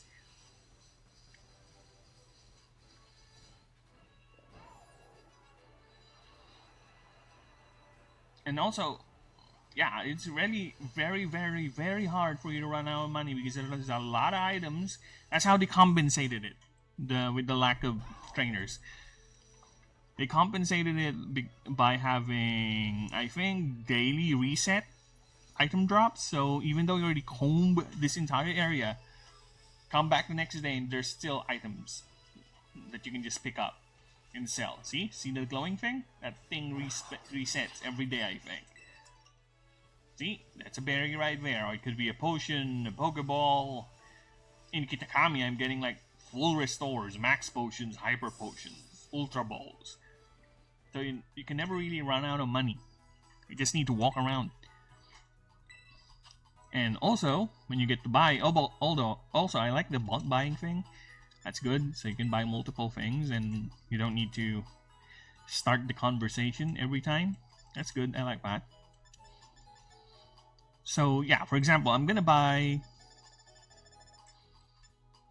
a Pokédoll. So let's buy 3. So when you buy it, 300. So you can pay with 2 things. See, pay with cash or LP, League points. So League points are currency you gain by fighting paralyzed Pokemon, the Pokemon Leagues, and also, I believe, by selling Pokemon parts. I'll get to that momentarily. So you can either pay cash or LP. So, yeah. It's really hard to run out of resources in this game. Economy is broken. It's easy. And this is me not even target farming anything. I'm not target farming resources or anything. And look at the amount of shit I can sell. See? Look at that. 74 pearls. And I already sold thrice of these in big batches. So it should be triple the amount around this time. It's fine. I guess you don't need to worry about money in the Pokemon games.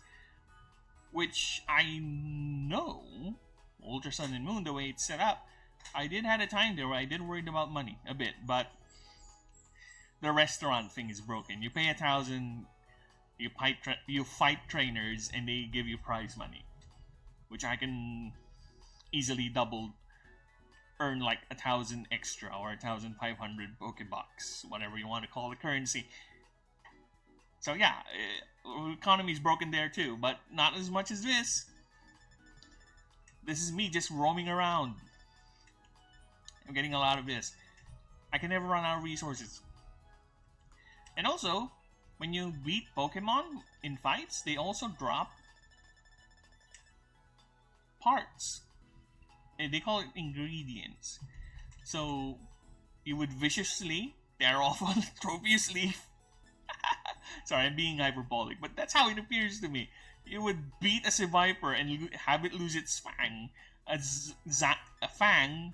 fang, which most likely the Pokemon has only two fangs since a snake, a viper, and the only thing that would logically chip off is those two large red fangs. So, as a viper somewhere out there in the world, like 15 vipers have only one fang. Because they got beat up by me and they lost one. A Zangoose claw. Zangoose has like what? Which claw? The foot claw or the arm claw? He has two foot claws and two arm claws, I think. So which claw? So there's a Zangoose running around there that I declawed. Yeah. Hopefully they grow back. Hopefully they grow back. The Cacnea Needle, Spoink Pearl. Well, at least that Spoink no longer needs to jump. Because I remember the old Spoink lore where it needs to constantly jump. Otherwise it would lose its... Yeah, because its heart won't beat anymore. Because of... I think it has something to do with the pearl on its head. I don't know. I might be misremembering. Yeah, Numelava, this is fine.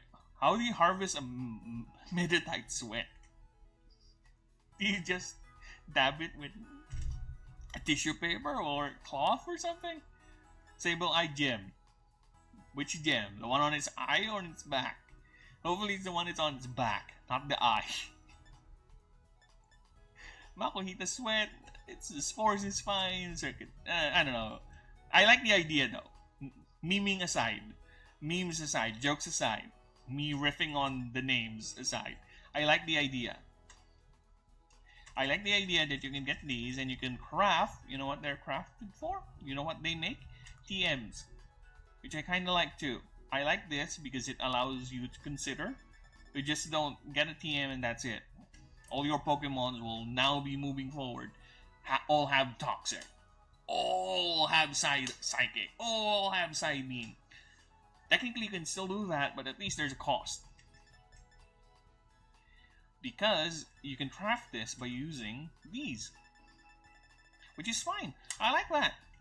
Again, it adds a bit of a strategic and management layer to the game.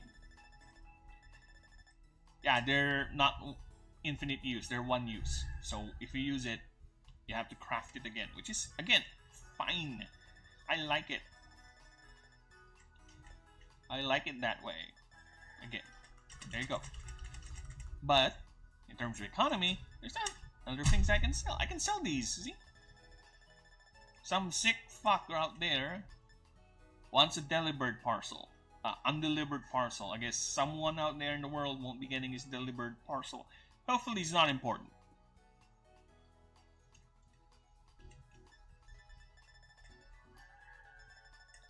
See? It's fine. Love this scales. You know, heart scales? Oh my god. I'm sorry. I love this scale is a heart scale, right? It's very valuable with the old games. You need this for the type remember guy or girl, depending on the version. But you need heart scales. So that is the perfect transition for another thing that they did, which is very convenient, which I kind of like too, because it turns movesets into switchblades rather than things that you have to fiddle with your Pokemon's mind in order to reactivate or relearn. You have to Pokemon gets lobotomized every time they forget a move. You have to put it back, shove it back in. So I like this what they did here. So these are the moves, and if I want him to remember a previous move, I just do this. Sorry. I just do this. Remember moves. No cost whatsoever other than space and time. Time because you need to scroll up, scroll down, and decide. But yeah, it's good. I like that because it makes more sense. You can have, since this is Pokemon battling and there's a rule set, you can explain it in universe that there is a rule that trainers are only allowed to use a specific set of moves per Pokemon in terms of fairness and balancing, whatever. So you have to register it through your ID or app or whatever. It's fine. It makes sense. Also, it's less of a hassle. You don't need to find the mysterious move remember or move tutor lady, grandpa, granddad, what have you. So this one's good. I like this change. I like this. Very neat change.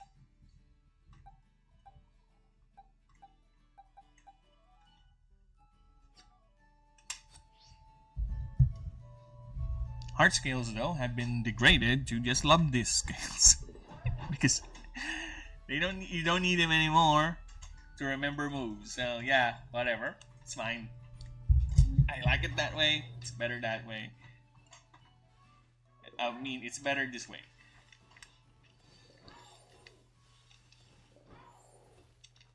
Okay, so what else to ramble about while I'm looking for that spike on the ground? Oh yeah, that's another thing. You just saw my quaffle. He just blurted out, running oh so daintily, and just started kicking random deerlings. That's another thing they did. I believe this was a feature of the Pokemon Let's Go games, the Eevee and the Pikachu one, where it's auto battling. See, look at him wipe that out. It's a very sadistic thing. Like Pokemon just chilling there out there in the wild, just some madman of a Quavel just comes in and kicks them all over the place. Kind of sadistic when you can think about it, but in gameplay sense, it's fun. It's neat. Because you can see that. Easy experience. You can even do this while Quavel does its thing. You can run around, get into fights. It's auto battle. The experience though is not that high. It's like 1/4 from what I feel you should normally get, or somewhere around that amount. It's very low, but it's quick. It's fast. And if your Pokemon's really not at high level enough, they actually get damage, and they won't stop doing the auto battle if they get too low life. Look at that sadistic little Quavel beating everything in its path. See, you get the resources, you get experience. It helps you with exploring since it removes Pokemon out of the way. It's a nice little feature. Plus, I like the idea of Michael Quavel just following me around, like the old yellow version. Oh my god, I so love that with Pikachu, where he just follows you around. I love that. I love that. I like it here too, because every Pokemon that's your lead will do that, not just your partner. You can have your Scizor run around, or your Tinkaton struggle to carry that hammer all over the place, and watch it have pathfinding problems because it can't move. The hammer is too big. The poor thing doesn't know how to properly carry its hammer to get to places. I like that. I like the auto battle thing.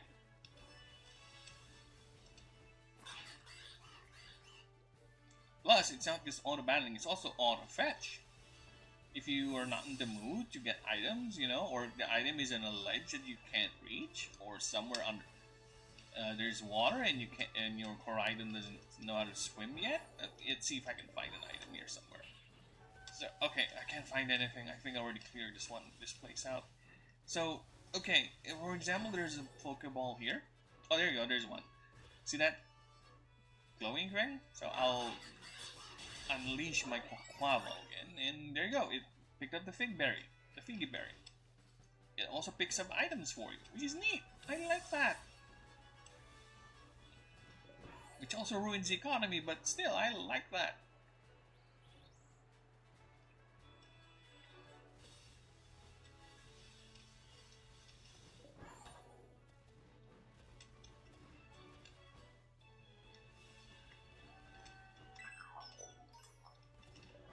Okay, where is that violet thing? Oh my god. How many hours have I been recording? Almost 2 hours, and I still haven't found that. At least I found one, I guess, but where's the other one? Come on, game.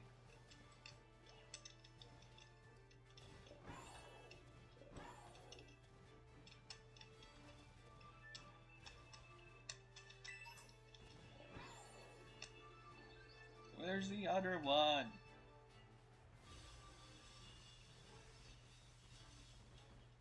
Yeah, I'm gonna swim. Yeah, for example, this. Let's see if there's an item here. There's no item here. For example, there's an item in the middle of that pond over there. You just have to probably just swim to it.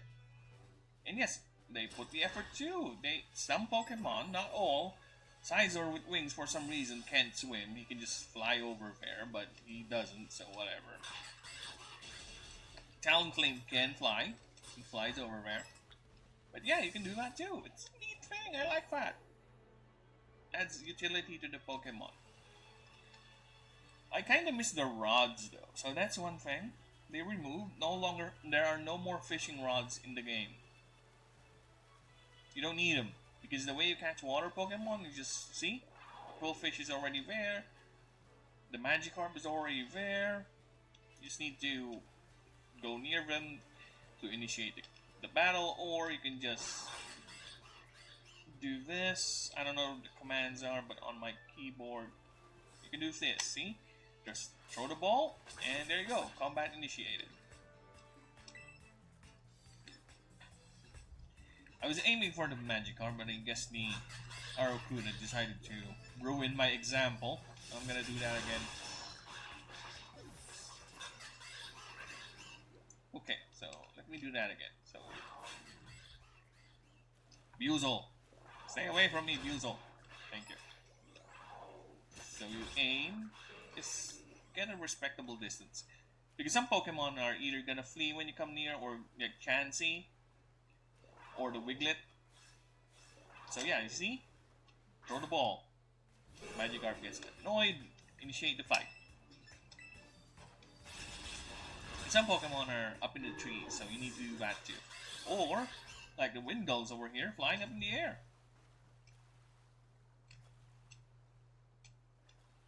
That's a Shelter. Yeah, it's a Shelter. See, very neat. I like these little touches. I kind of miss the fishing the novelty of fishing, but other than that, not really a big deal.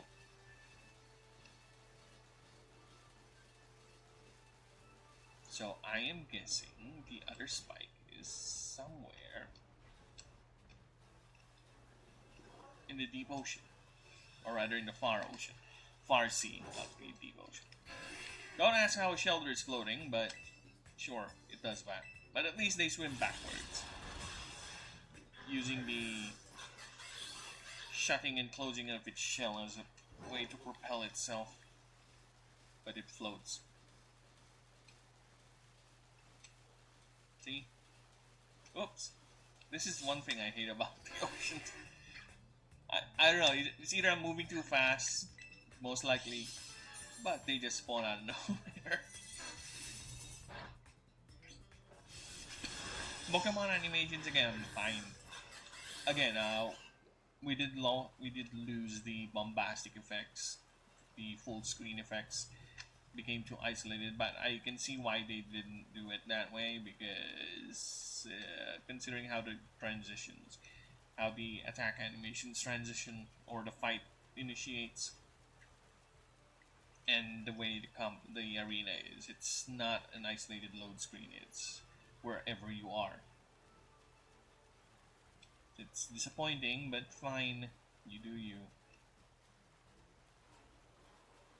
Maybe the last one is here, since I haven't gone back here since the beginning.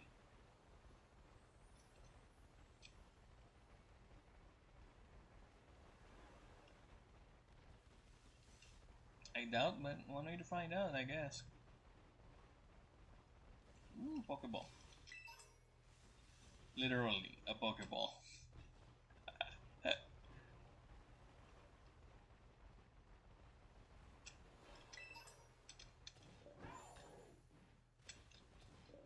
The DLCs? Well, the DLCs are fine. The DLCs, actually, the first one, the Kitakami one, actually, depending on when you initiate a DLC, it changes the Pokemon levels to match you. So I kind of like that. And because I'm a crazy goober and I don't want to catch Pokemon that I want to raise high level already, aside from Pokemon that don't evolve, I guess, I went there and everyone's level 12. If you went there after you finish the game or the main story, everyone will be like level 50, 60, around that. Even the wild Pokemon. So it's fine. At least they have that. Again, they can do it. For some reason, they just didn't. Whatever that reason is. So yeah, it's neat. Blueberry Academy is fine. It's cute. I like the idea of it. It has this neat excuse as to why we're getting Alola forms. Why we have an Alolan Mach, an Alolan Bullfix, which is nice, neat. I don't think they have an Alolan Pikachu though. I kind of like the Alolan Raichu, but my problem with Raichu is as much as I like that Pokemon, he's so soft. Defenses on Raichu is not something to. I don't know. You don't want your Raichu to get hit. That's all I can say. Greninja.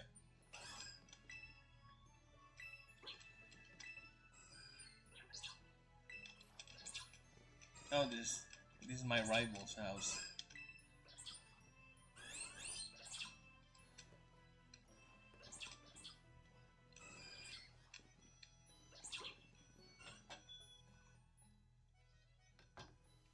See, it is supposed to be a town, small town, and there are only two houses.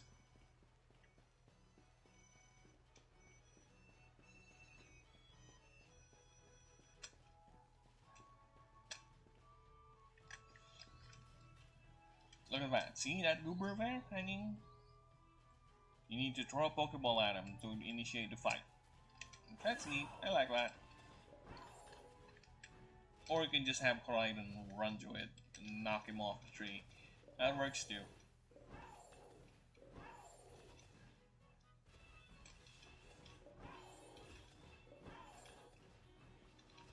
Where's the last Violet Spike?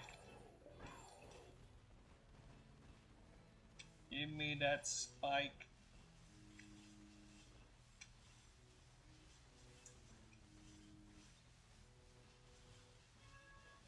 It's a shame.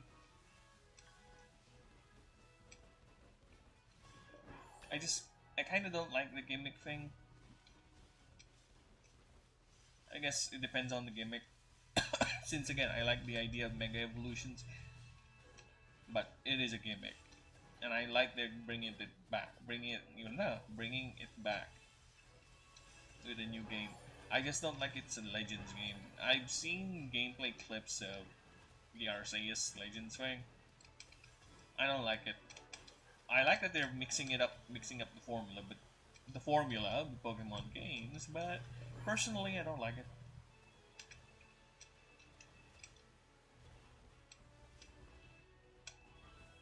So yeah, it's fine. If they want to go with random, at least that would give them no reason to not involve Mega Evolutions with whatever next expansion or mainline game they're gonna do, because they already have the assets for it. Question is, are they gonna do all of it? I am sure the starter Pokemon will get their Megas. Charizard and everyone. I'm not sure about the others though.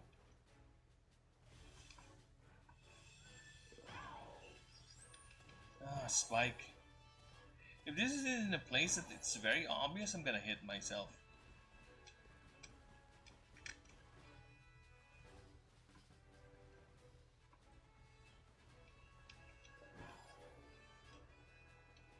Clodsires.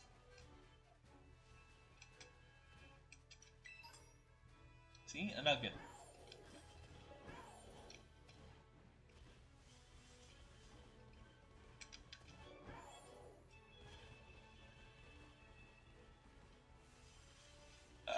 I remember before my first badge, I was like very low level. There's a spot here that I force myself up. Let me see if I can find where. I forced Koraidon to go up, and I eventually was able to leap up into the ledge and get to Area 4. And I was, why am why am I fighting level 30 Pokemon when my Pokemon is still barely 25? Fuck! It was fun. I like that.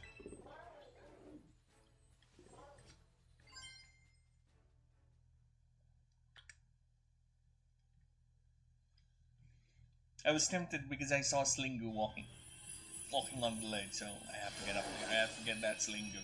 But eventually, I guess no, I can't. I can't do this.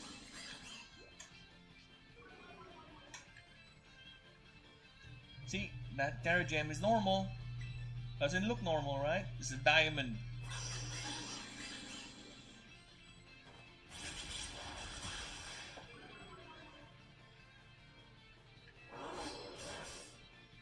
Of course, you can just do it simple.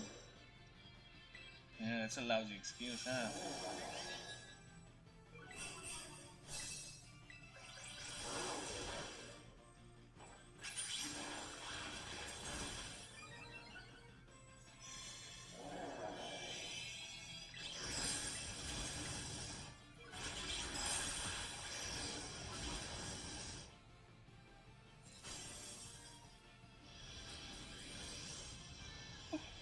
Fight is already over, dude.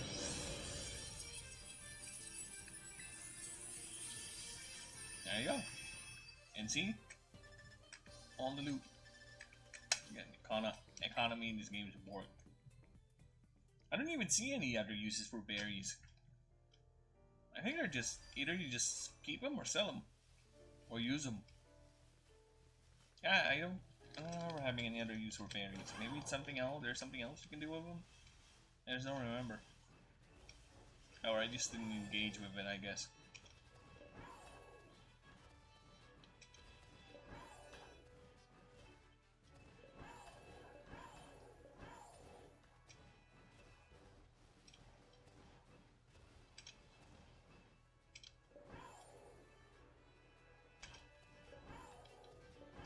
I would be bummed if that were the case.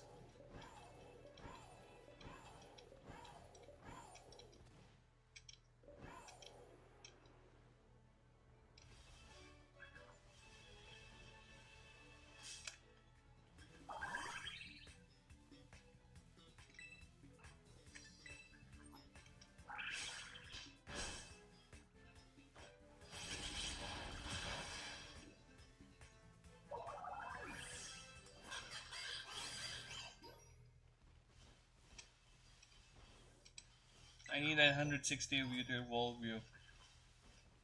The coins at least.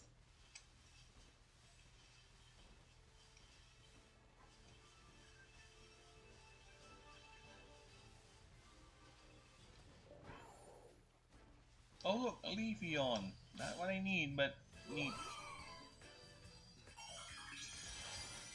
Well, I like it they changed the Leafeon and Glaceon evolutions too. I don't know when they did it, but I love it when they did it.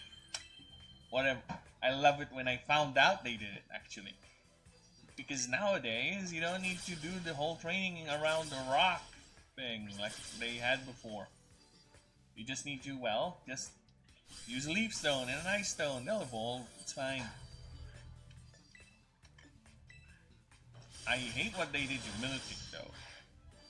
Milotic is one of my favorite Pokemon. I like the design of it. But you have to do trade to evolve it. Equip a prison scale, then trade. I hate trade evolutions. It's a bad idea. Why? You do it with a random. You give them your Milotic with perfect IVs and EVs, and the guy just runs away with it. Good luck.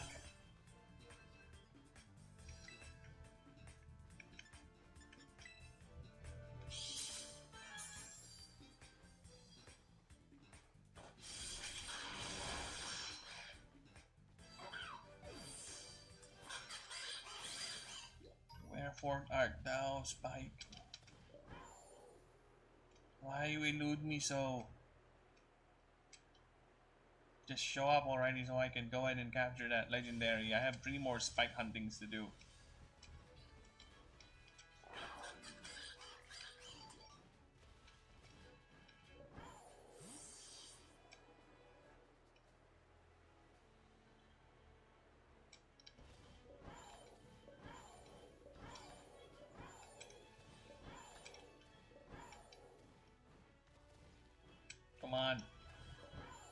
Not even sure I'm in the right region anymore. I don't think this is the right region for the violet spikes.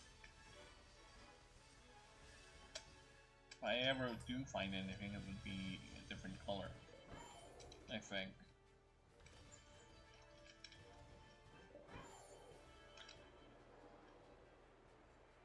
Now, the idea of Toad School and Wuglet, I kind of don't like it because you can just have them be a variation, a regional variation, regional variant. But it does make sense considering they're animals. Species has been so far apart in terms of how they are and how they go about their existence. They basically became different species. It's, it's fine like that. I just don't like it personally. It's time to be variants, but it's fine. It's not really. It's not a big thing. It's not as much of a big problem to me as finding that God's forsaken spike. Maybe I should do what a more systemized approach. You know, instead of just randomly running around like a head without a, like a chicken without a head, I could sweep in a more structured way.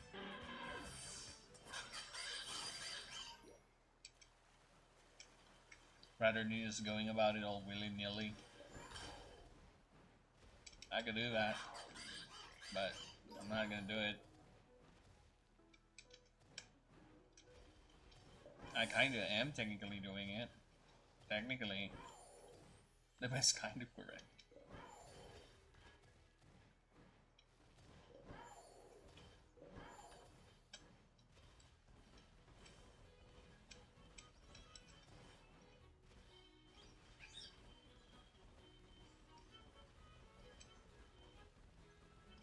Like really Pokemon. A 10-year-old who's doing all this. A goddamn 10-year-old. At least here, they acknowledge that you and your rival are both the youngest trainers. Which is neat. Okay, I like that. Sure. The youngest trainers to ever achieve the rank of champion. Which is nice. I like that. I like that little touch. But, still. Kids saving the world. It happens, but fuck. Hell, it's cringe.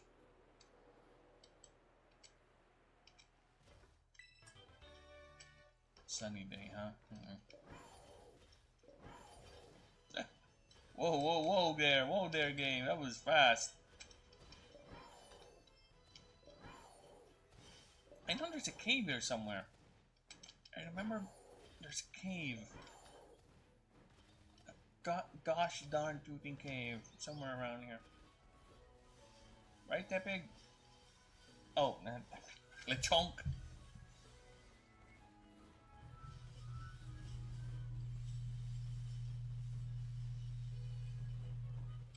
Could a spike be not on the ground? And also, the spikes are just here. Why is there no one that, other than me, was able to pluck them off the ground? Release those forbidden Pokemon. Am I such a rebel? Am I really that bad? I'm a bad boy, apparently. Promising that. Side there. It's promising. Come here. No, it's not. It's not promising.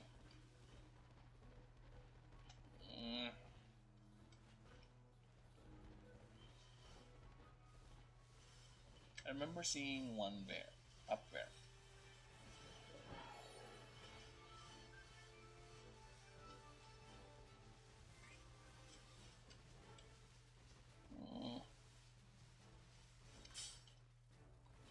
Oh, combi.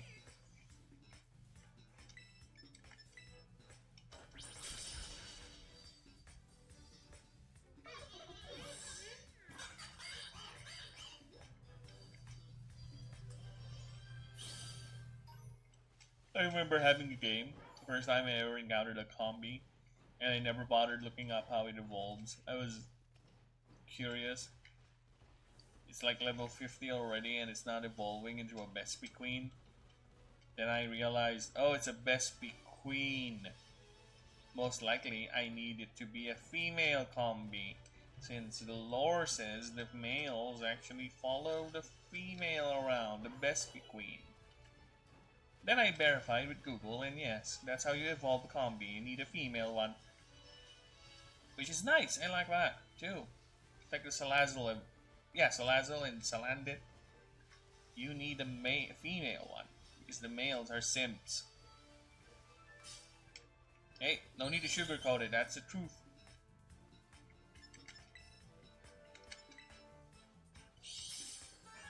I'm gonna superpower this fledgling because I'm annoyed I cannot find the last spike. Hopefully the last. Most likely the last.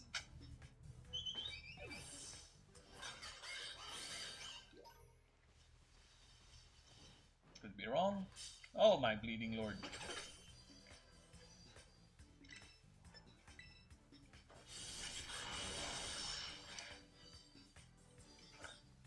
Spike be the city? Haven't seen a spike in the city before. Possible, I guess.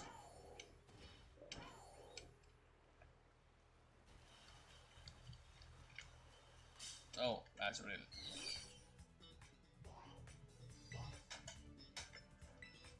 When was Azrael introduced? I think Gen 4? Gen 3? When they introduced a ton of baby Pokemon?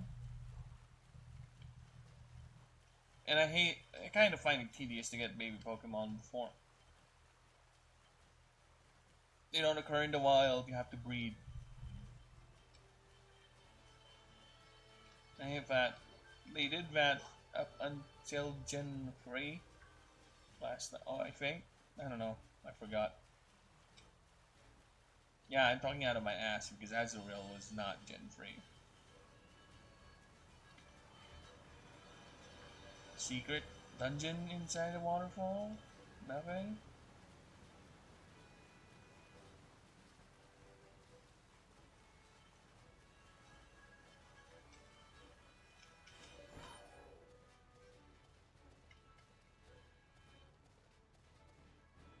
No, I already got 4.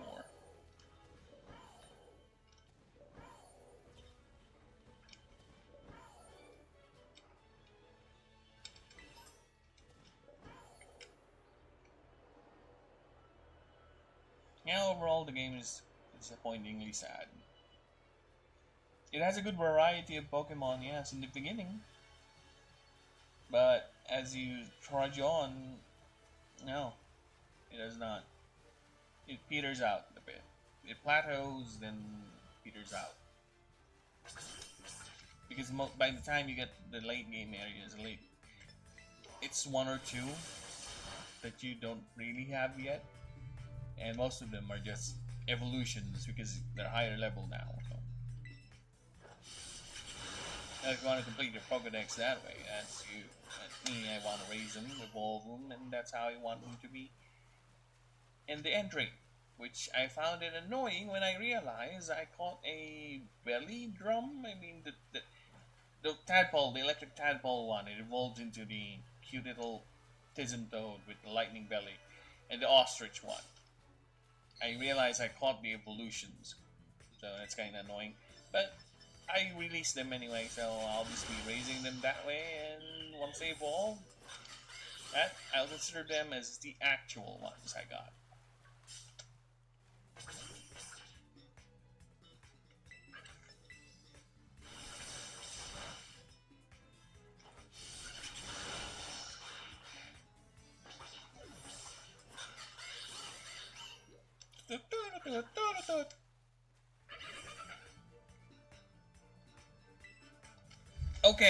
Okay, Buzel, we gotta talk, man. You keep on following me, man. What's wrong with you?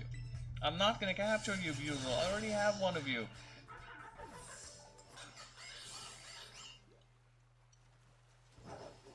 I don't need one more. One of you's enough already. Floodgate.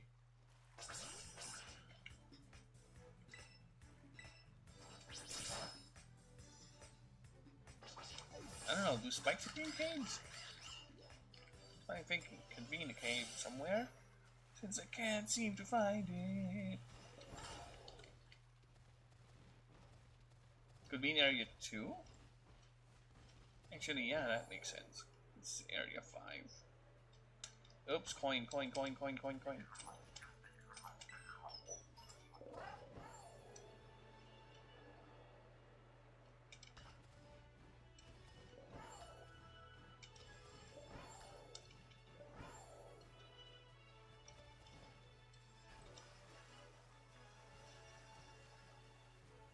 What the F?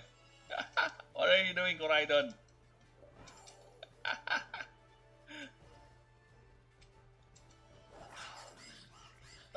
What are you doing? What happened there? That's some tism juice.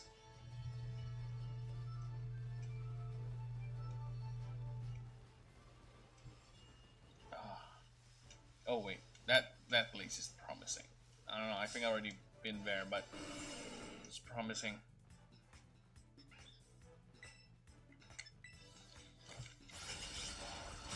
He still had the Pokemon Night and Day cycles. That is prevalent as Gen 2.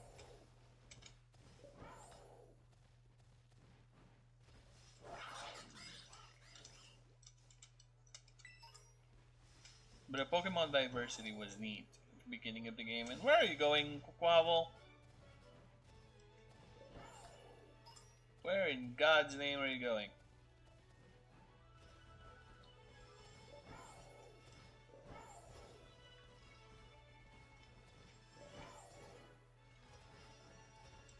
Up to the spiral stairs I go.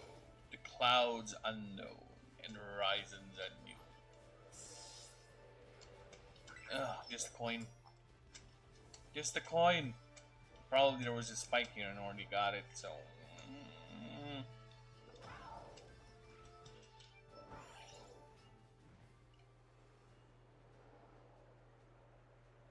They don't even spawn this far. Wish I could spot them from afar without really having to go. You know, like those character raids.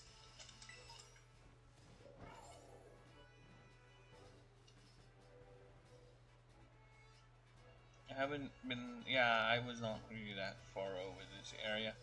Maybe it's here. Hopefully. Please.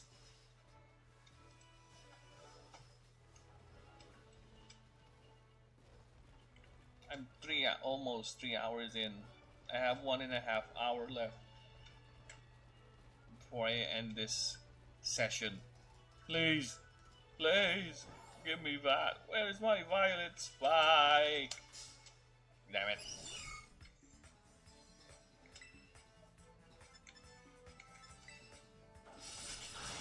Yeah, don't make Pokemon too realistic. Don't.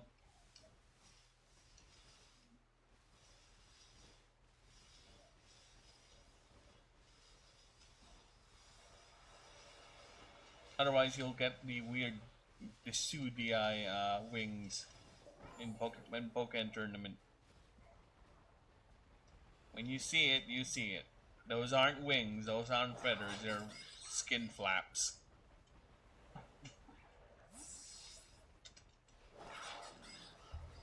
Yeah, beat up that slowpoke. Beat it up.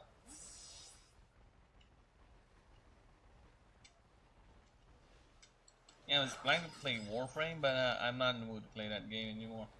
I already burned myself out playing it.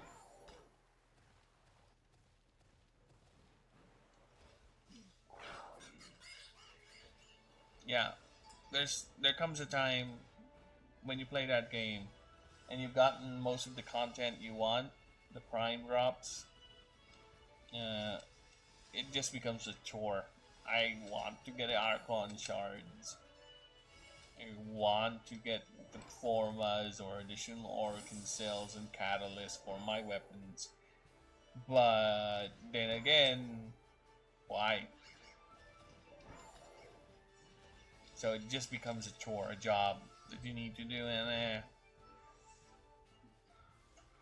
I'd rather not force myself. Otherwise, I might not be able to get back to the game ever.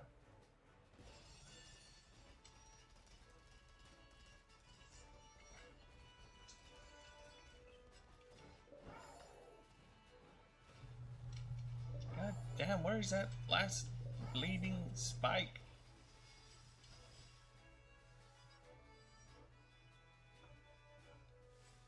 It's somewhere here. It's a corner somewhere that I have not seen yet. It's one of those little corners that are hidden so well, not really well, but rather there's a certain angle that you can only see it. That's how I feel. That's what I feel. The last one is some hidden corner that the gods only know where.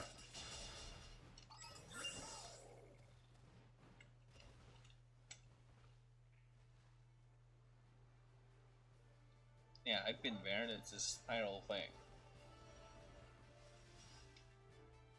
Shromish.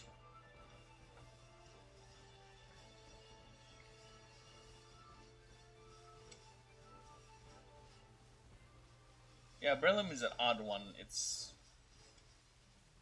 like a Hypsilophodon dinosaur, but it's a mushroom. Yeah, I like its design. It's cute.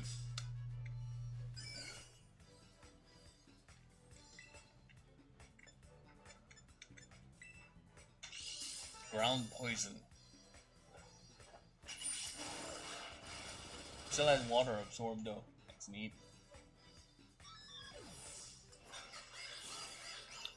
Yeah, Paldean Toros to for this version they're water type. I fighting type. The other one I think they're water type.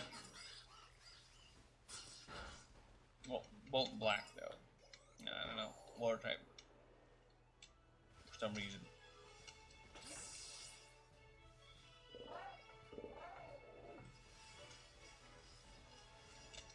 One more. One more.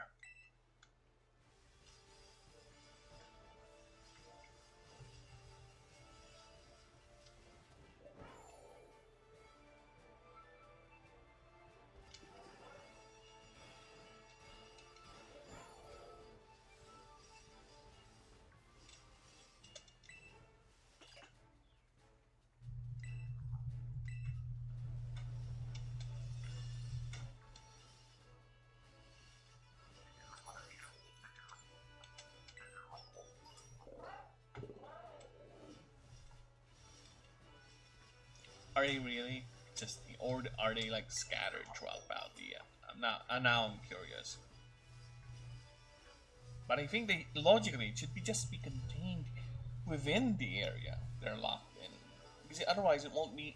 Yeah, it won't make sense if it's all over the place.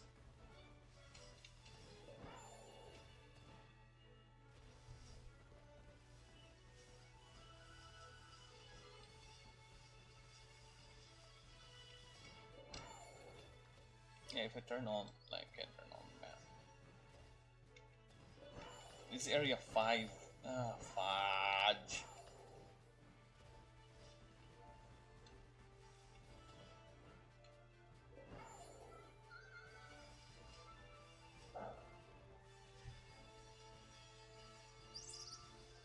Fuck. Technically, I found a spike in area 5. Yeah, it's. I remember finding a spike somewhere here. I think here? Yeah, the ledge there. I think that's where I found it. And the last one I found was there too, so it's in area 5. Hmm. So the entirety here. It's one I need to comb. I think Afornada has one. You know what? Where to look? Let's go there. Let's fly. Oh, where are you, Spike?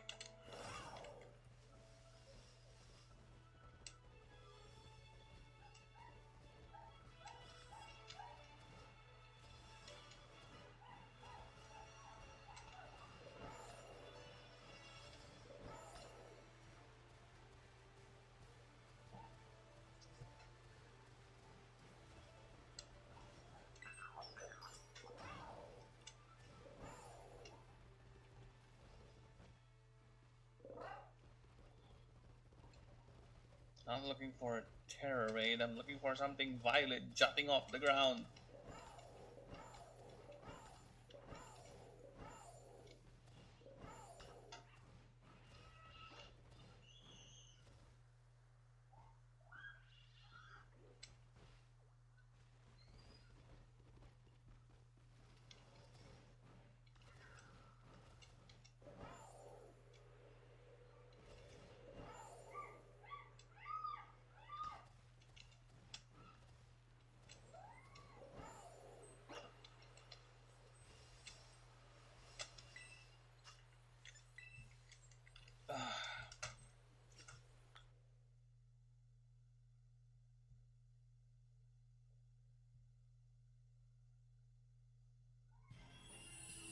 Where are you? I need to save too. I haven't saved in a long while. If this thing crashes, I'm done. Oh fuck. To be fair, there's not really much I will lose.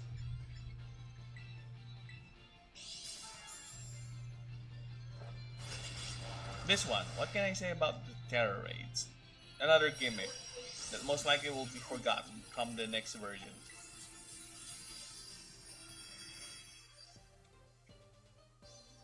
It's a good idea.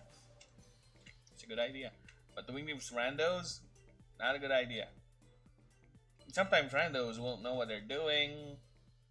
Will just log out if they don't have the right Pokemon, just leave you in the air, which is annoying. Let rank 5 terror raids are already that Blissey fight I got.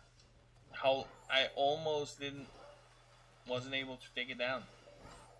How about level 6 terror fights then, and level 7 ones? Good luck to me, I guess. If I'm just using randoms. Not players, huh? Just randoms.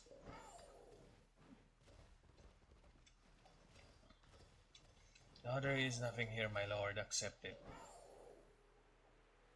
Ah, cringe. You said something about apples. That's where they are.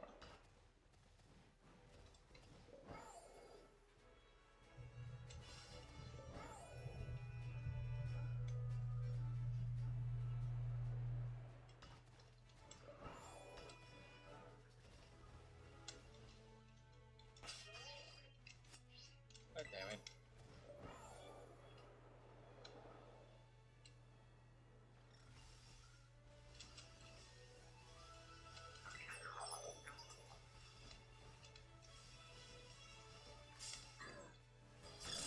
D.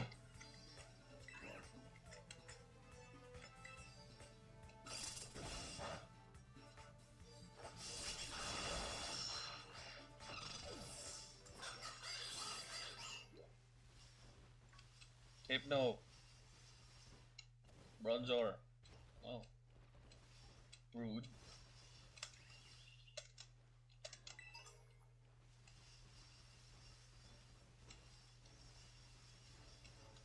Oh, spike, spike, spike, spike. Spike, spike, spike, spike, spike, spike, spike, spike, spike.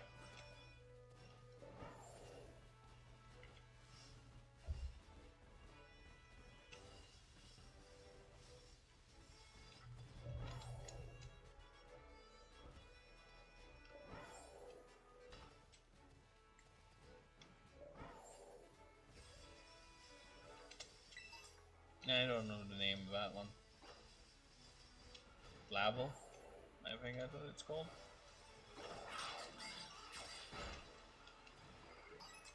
I haven't gotten that? Really? I guess I never bothered flying up here then. I never bothered climbing up here. Oh, come on, game. Let me climb the fucking ladder.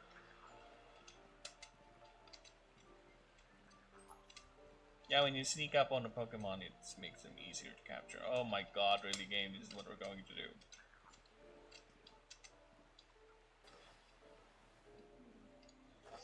You know what? Whatever that TM is, fuck you.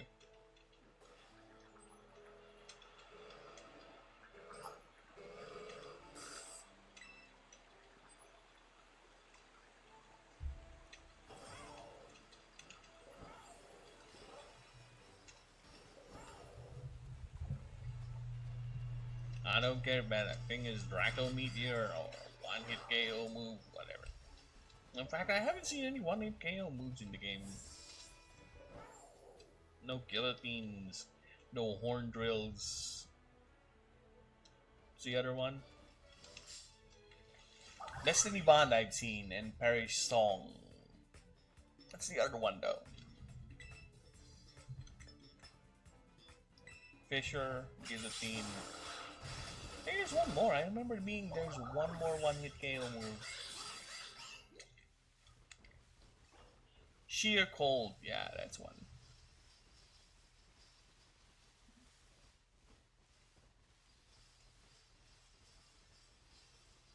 Oh my god, what? I have a go-go orb.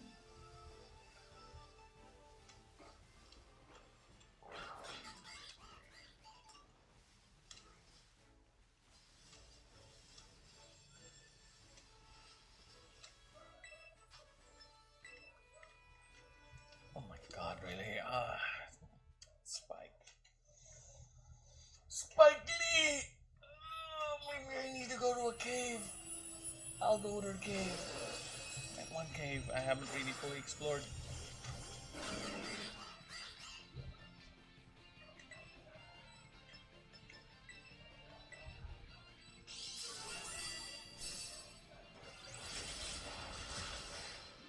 Wow, really? Is that tough? Shite.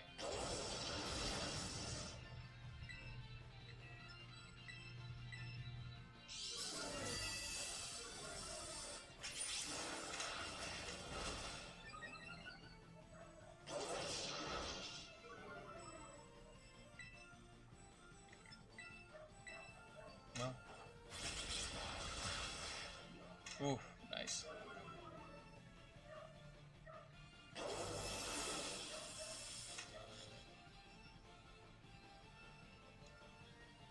I like this Pokemon design, by the way. Electros? I like it.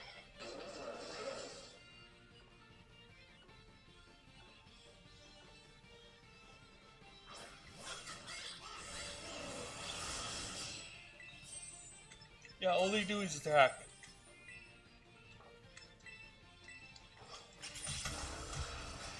Oh, I didn't terrorize? Oh, okay. You're gonna summon a shield. There you go.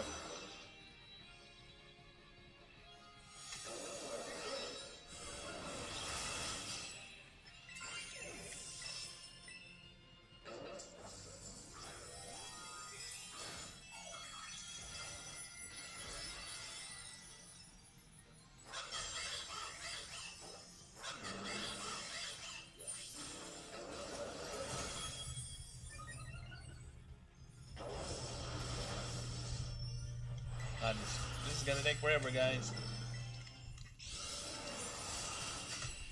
Ah, I'm gonna drink some fluids.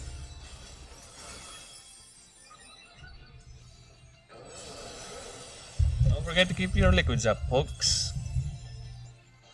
Especially living in a tropical country.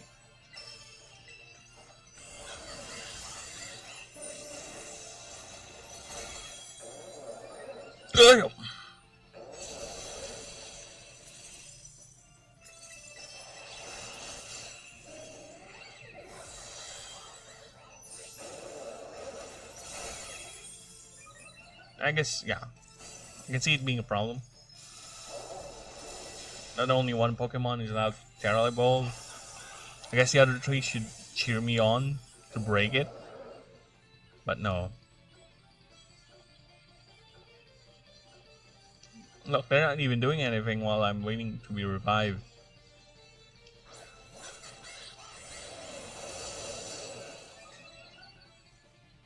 So is he gonna be the first one that gets away? The first of many?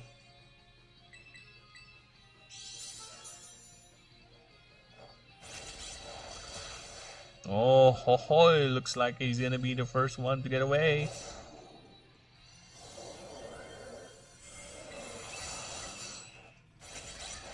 Oh, oh, narrow. By a hair's length.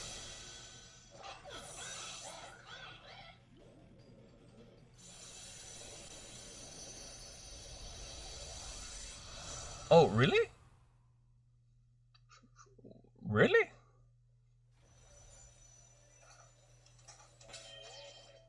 You were already knocked out. What was that? What was that?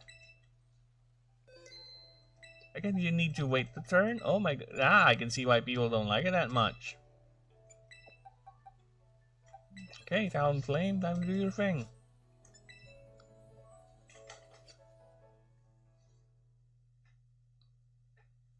I can see why people don't like it that much on high levels. Especially if you don't have people who know what they're doing with you. Good luck.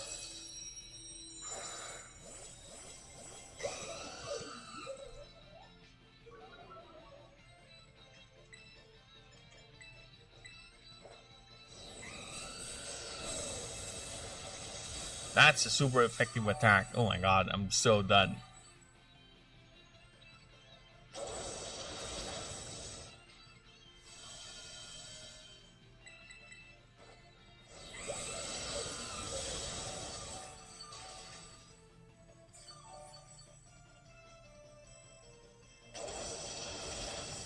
Yeah, this ain't working, guys.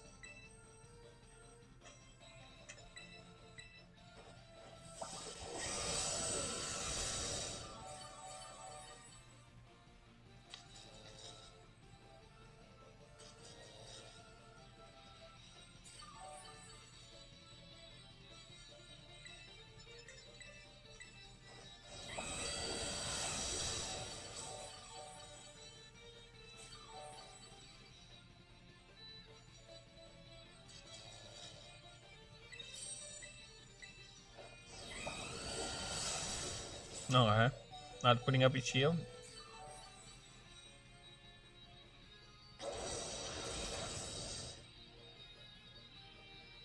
Now it's putting up its shield. This is where it took away all the health. Or rather, the time bar.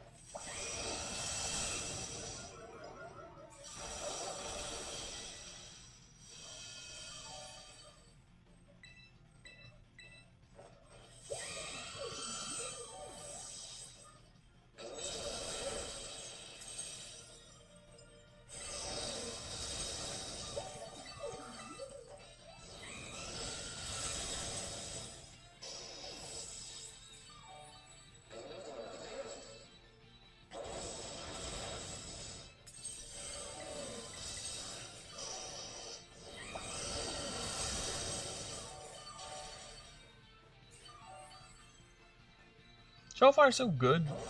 Kinda. The Arcanine is doing work.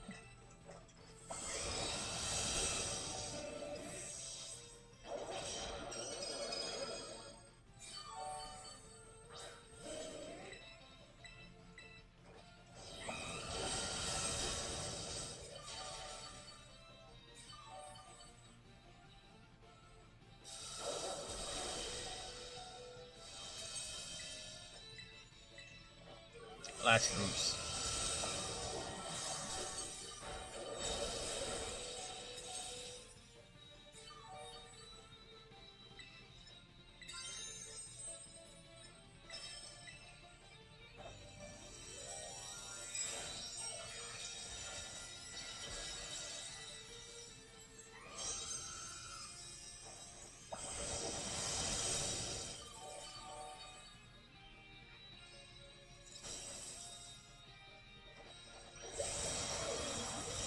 Ooh, ooh, not much. Not much damage there, bruh.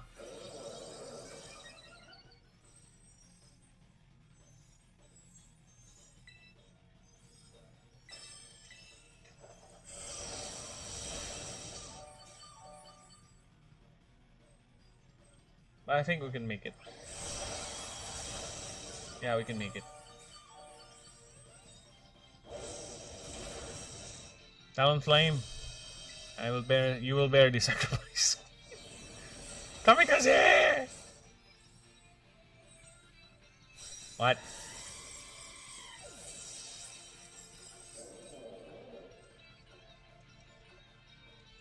Oh, really, game? This is what we're going to do. They're just gonna stand there like ninnies and do nothing.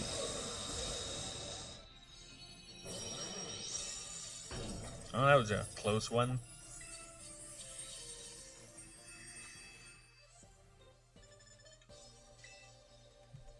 Oh, not what I'm looking for. But at least that's an autosave.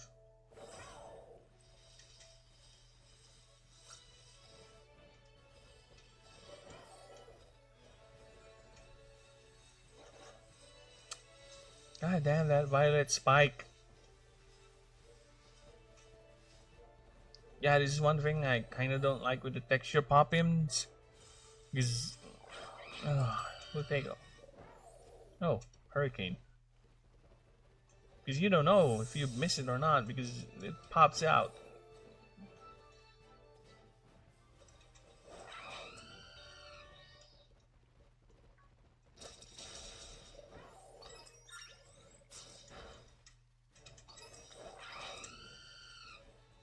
Where's that blasted cave?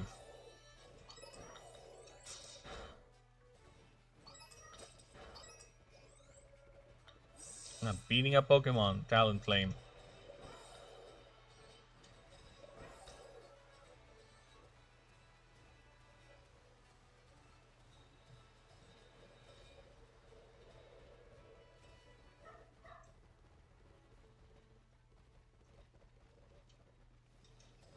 Somewhere top this mess, hopefully. That would be annoying.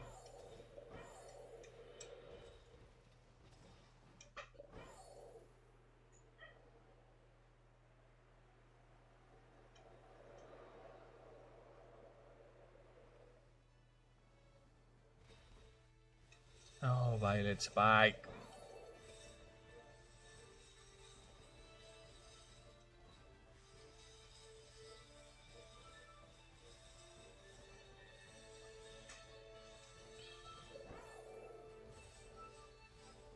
Yeah, kind of bummed that you can't challenge the Elite Four again, but then again, the Elite Four for Scarlet Violet isn't really that memorable. You have the art teacher, the kid, the girl, and ordinary dude. Champion Gita, she's no Cynthia. I don't even remember the anthem.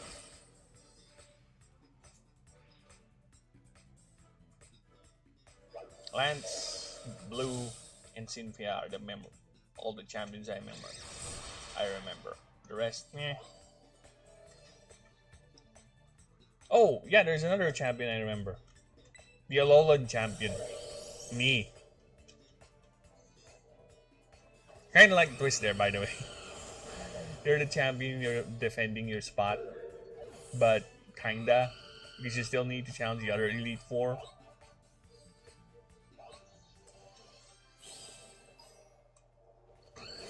Oh, Gabite.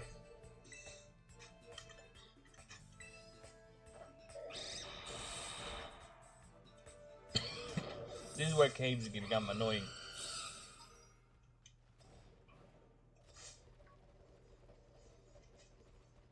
Pupitar.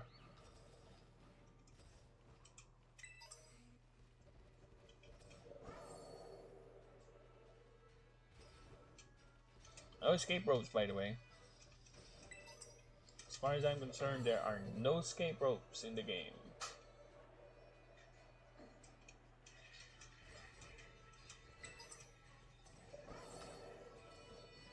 Yeah, there's one sprawling cave.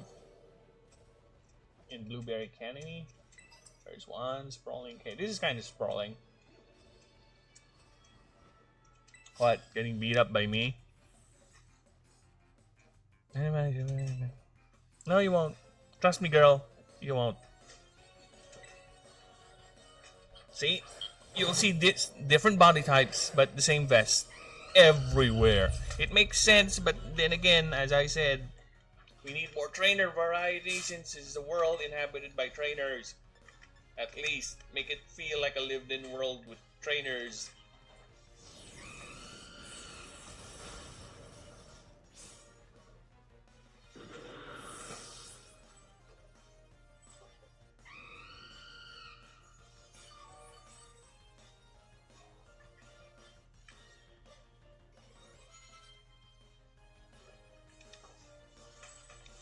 What level am I? Or them?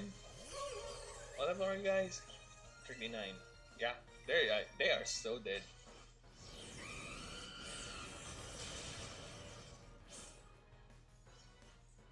See, the old Flare Blitz would have this screen altering effect, then the hit.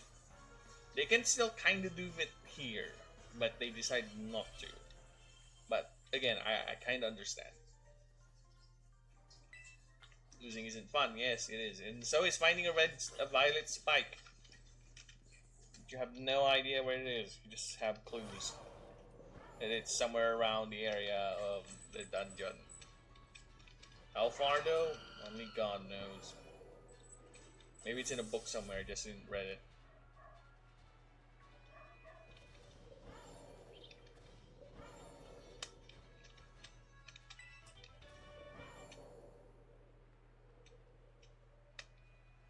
It's out. I don't want to go out yet. I need to find that spike. If there's anything here. I'm starting to feel there's none. They know.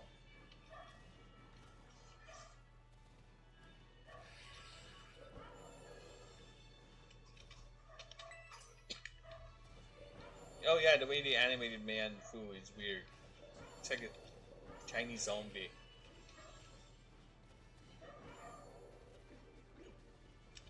Who's that? Oh, maybe Chap.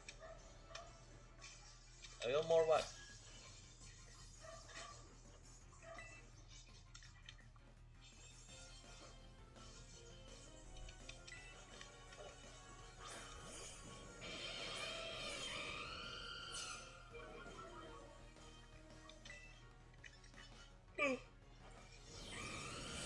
Let's me get annoyed and bored because of a bloody spike. I have 1 more hour left and I still can't find that spike.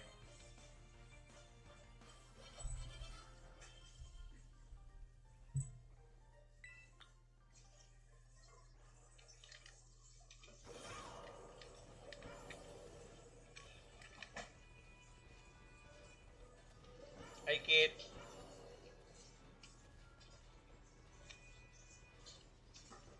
Oh, it was Mewtwo or something. Come on, spike, spike, spike, spike, spike. I don't even know if you guys spawn in caves.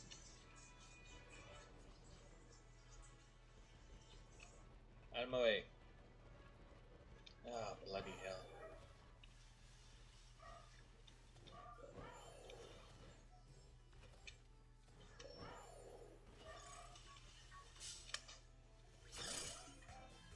I guess there's nothing here.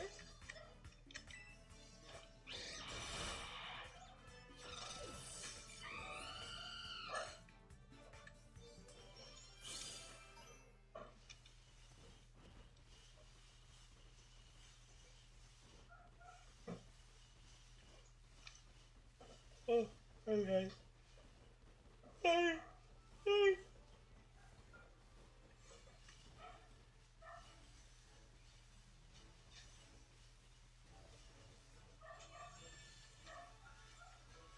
Party, party.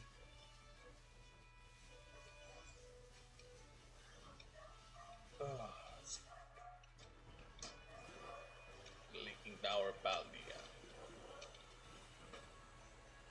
The annoyed 10-year-old got world saver. Yeah, I can tell the world about the time machine. It's fine. Shrug it off like that. Why did they? Why did they have to let the AI walk away anyway? Too. Just kill it. Kill it. End it. It's more satisfying that way.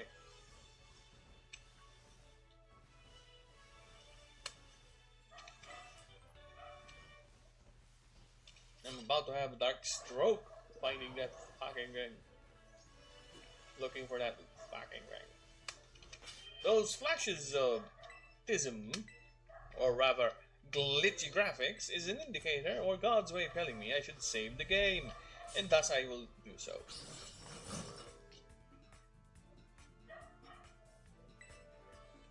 Oh, take a tough. Yeah, how tough it is. Looking for a violet spike jutting off the ground. You have no clue where it is.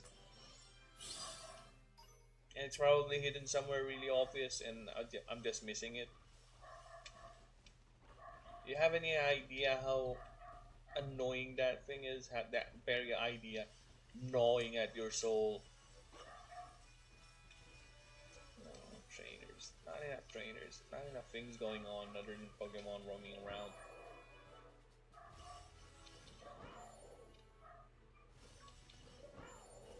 Go, go, go, go! Oh my god, those are cute. I like that. Is that scripted? Are those Rolling Dawn fans scripted? I like that. That was cute.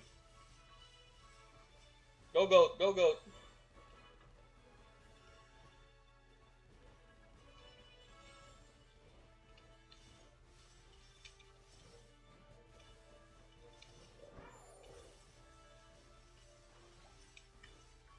Spike. Violet Spike. You see, it would be much more confidence boosting if I did attack this with a systematic way, homing it.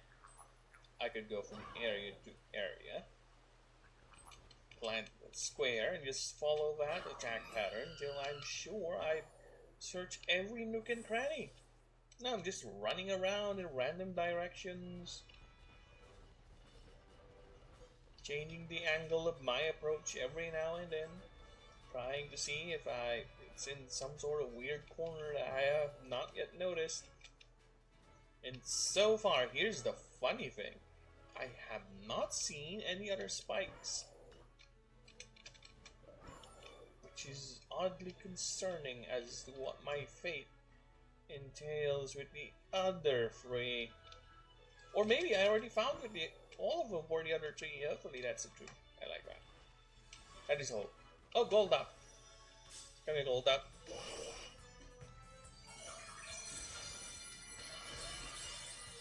See, the psychic gem is not really that garish.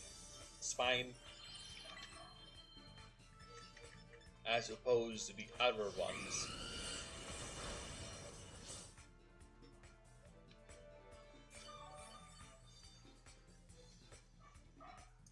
Wow.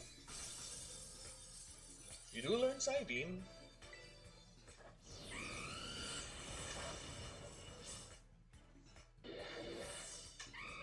Talent Flame.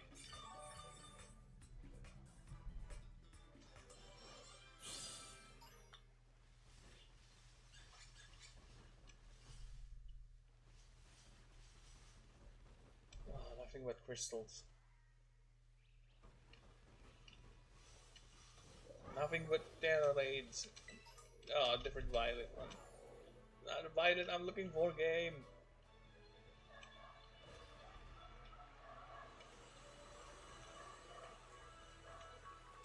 Basculin.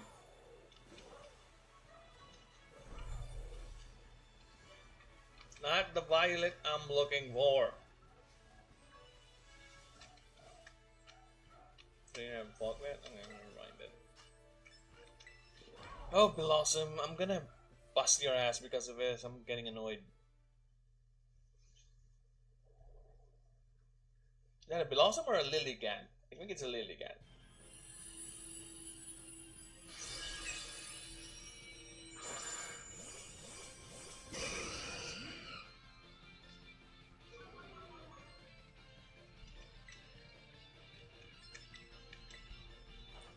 Now, I haven't explored fairy types as much, but I believe their weaknesses are poison and metal. Other than that, I'm not sure. It should normally Pokemon have three weaknesses. So water is grass and lightning. Oh yeah, just water has two. Grass, lightning. Never mind then. So I guess that's it for fairy types.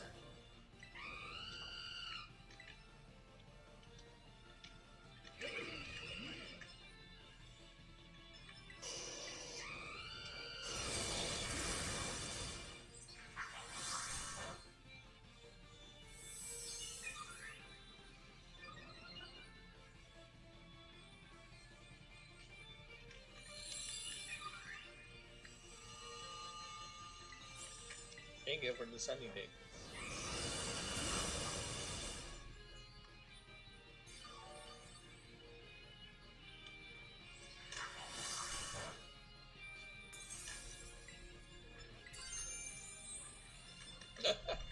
I terrorized Roost. What it's gonna do? Heal me so much I have extra life.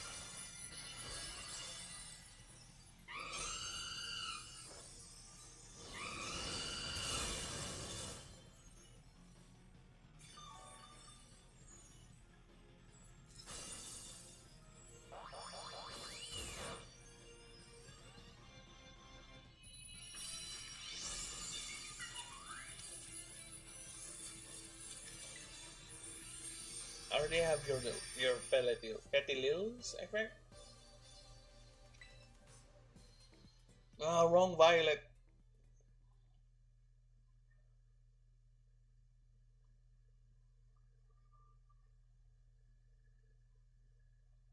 Oh, is this it?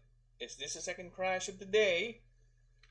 Are you gonna be my second crash? No, it's not. Oh well.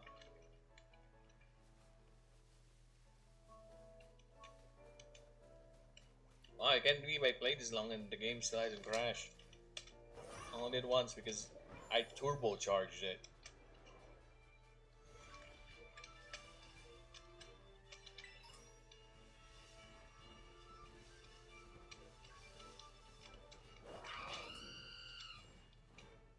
My talent flame.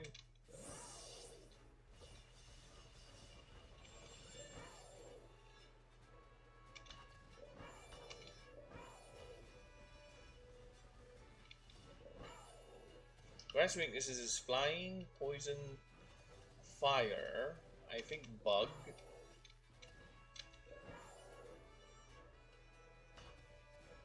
Ground is water and grass, and I think that's it. Fire is ground and water. I think rock too.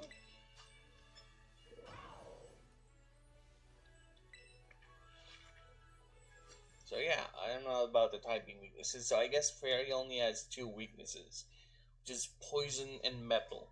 Immune to dragon attacks, by the way. Oh my god, really? Like that's why Gardevoir for me is my dragon killer. In my Alpha Sapphire playthrough.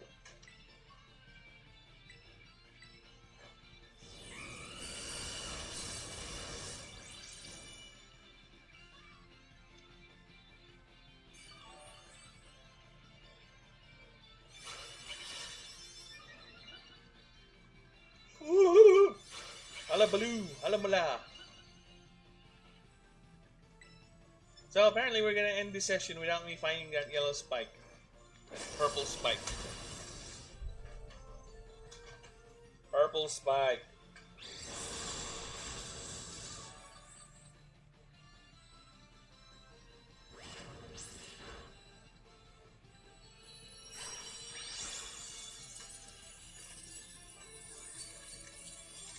Purple spike.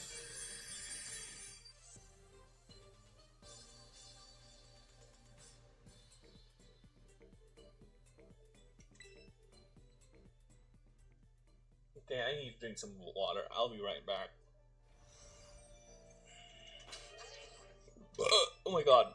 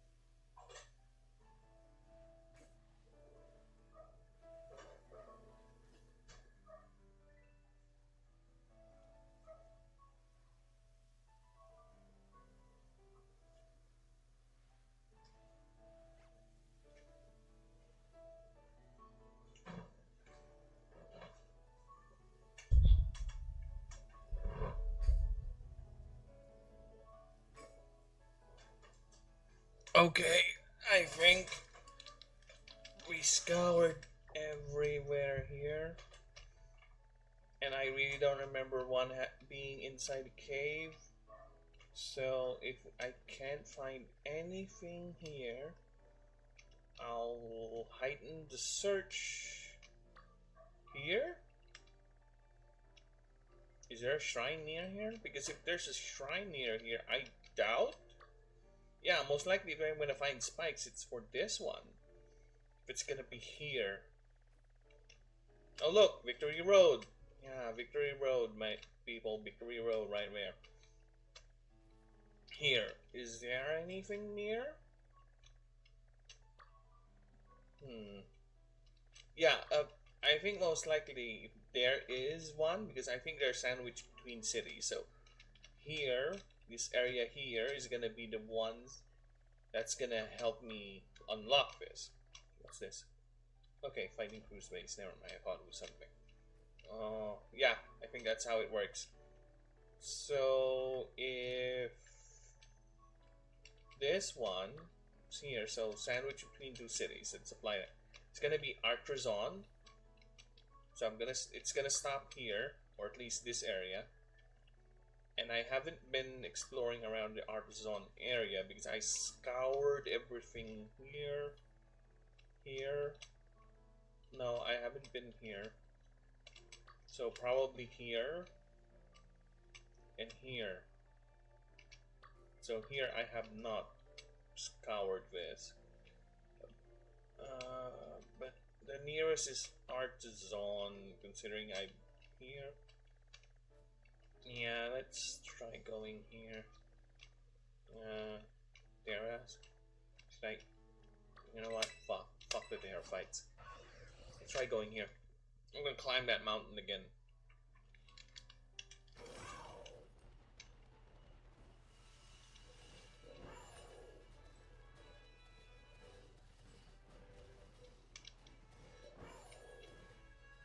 God, please be the last one.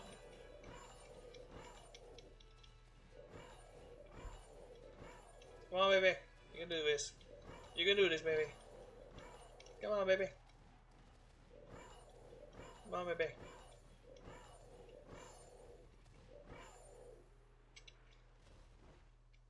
Oh, shiny. Not really shiny, but I call them shinies.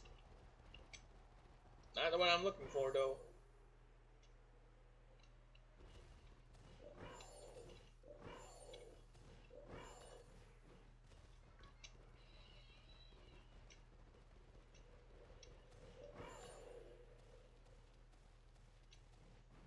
That is a Flareon. Is that? Yeah, it's an Axie. Flareon.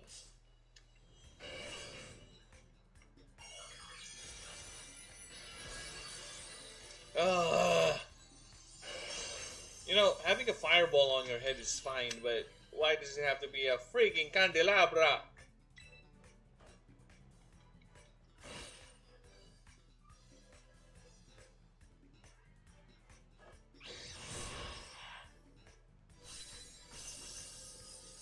I'm kind of thinking of that. You know, maybe I could do that.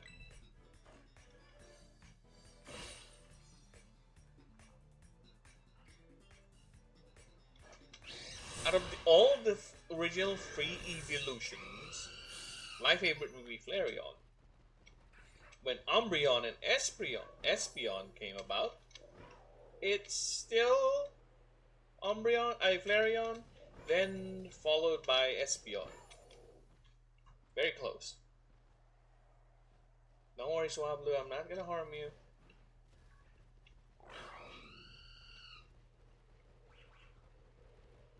Fucking hell, what was that spike?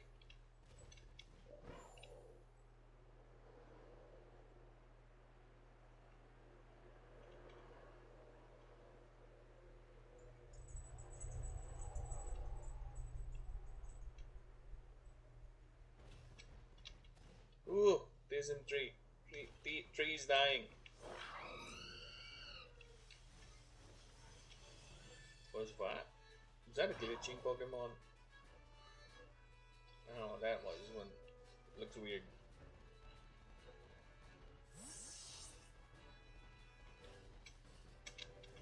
Oh, shiny. Not looking for those.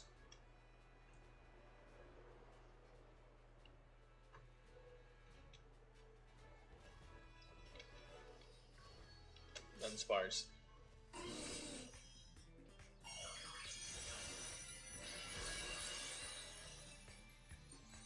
I don't know, I can name those Pokemon when I see them, but not all of them.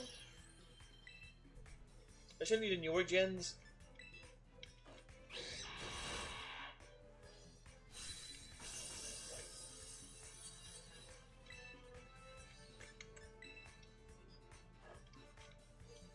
Of course, it avoided the attack.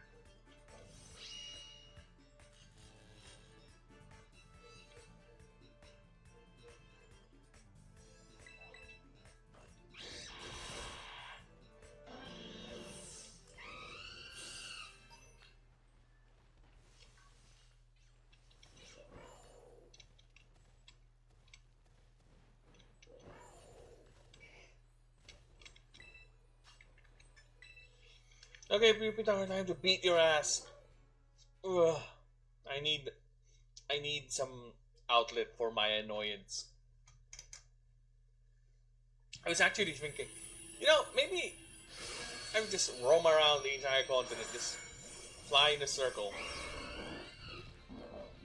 a closing circle, until I find all the spikes. Maybe I should just do that, not go about it one by one per door, just circle around a freaking island and without a dam. Hopefully, I can unlock some of them.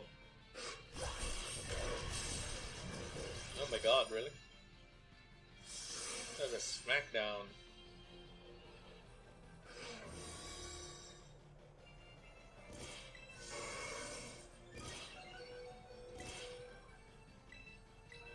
Prepare for a revive! Oh, that was not worth it.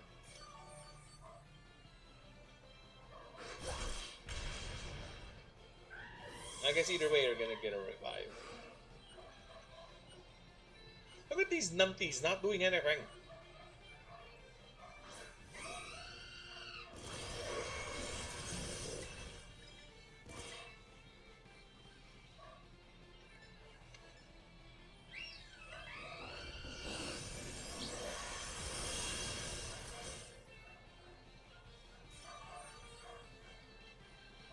Jupiter is one of those Pokemon and I cannot see how it can move like that. My god, this thing's center of balance must be way somewhere near its head. For the life of me, I cannot see it move like that.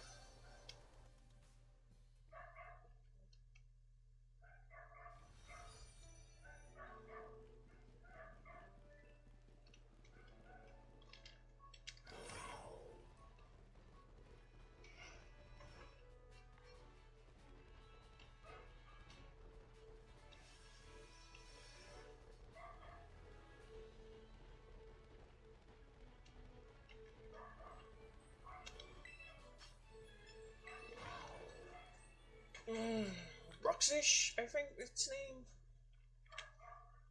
Brushish? Bruha?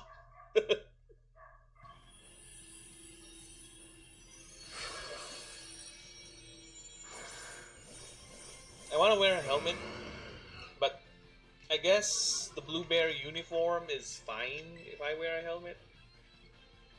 I just want something to match the helmet. Axorus is one of those Pokemon I really like the design. It's just badass looking.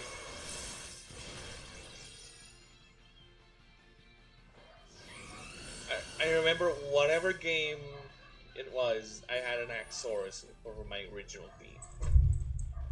I remember it having very low defense and very high attack. That's its main thing. I'm not gonna capture you.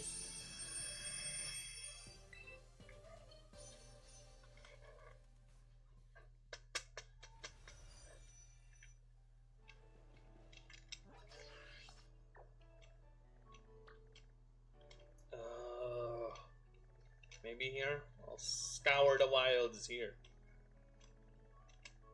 Yeah, okay. So I'm gonna use this as an excuse to go here. Because whatever.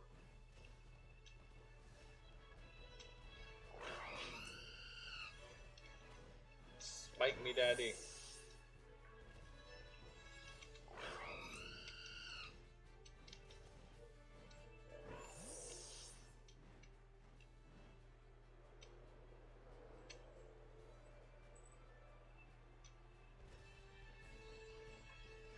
You know, it would be even more fun if it's really not spawning because of a glitch with the emulator. Oh my god, I so love that if that were the case. I cloth. Is it Klauf? Is it Klauf? Is it supposed to be pronounced like German, a German name?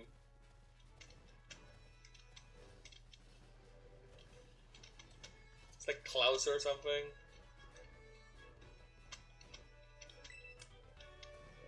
That would be fun.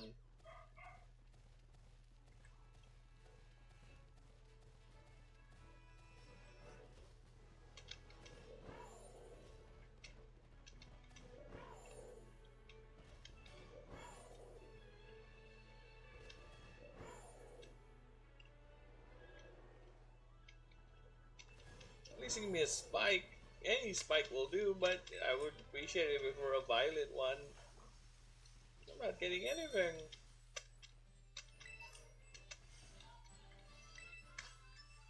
Ah, Beatric. Beatric?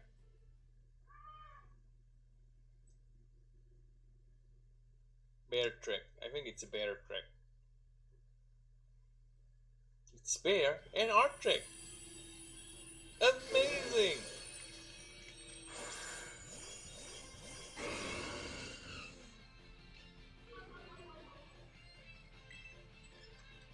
The Dunsparce is such a goober.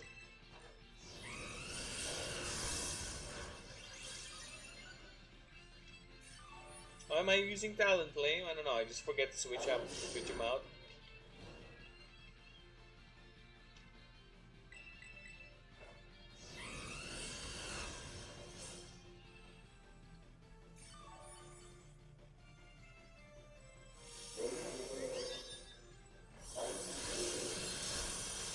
God, the way Fire Dice me looks awesome.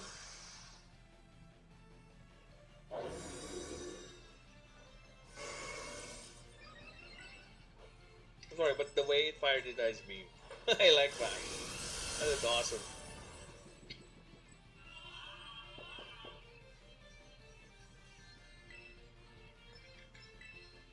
Of course, I still can't charge. Fuck you.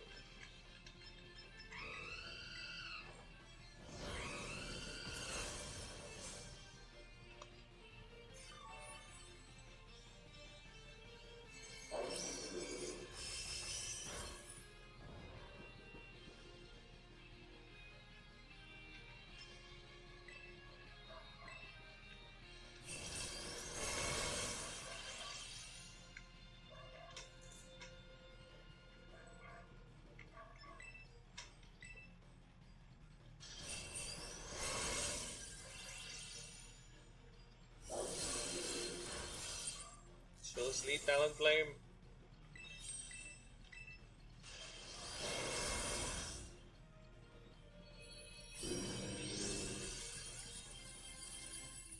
I'm not gonna capture it, but it's weird. It has a weird spiky thing on its crotch. Why do they have to add spiky things on its crotch?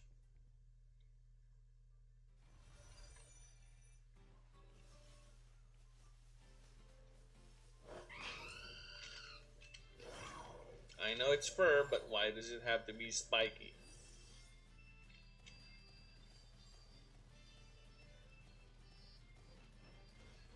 Yeah, I guess I just don't understand the minutia and genius of Pokemon design. No, but jokes aside, why does it have to have that? Oh, this is a great crater. Am I allowed to go over?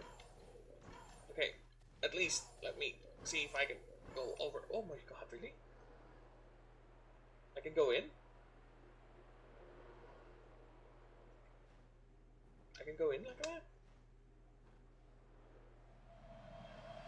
Oh shit, that's neat.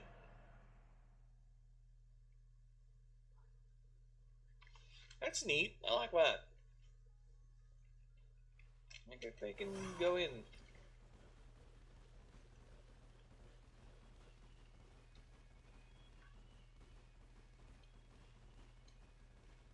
Priorities has changed. I'm just gonna capture this guy, then I'm gonna go back.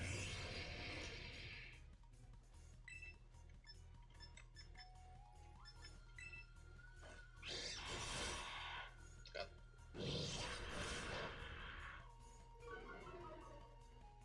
Oh, it's sleeping.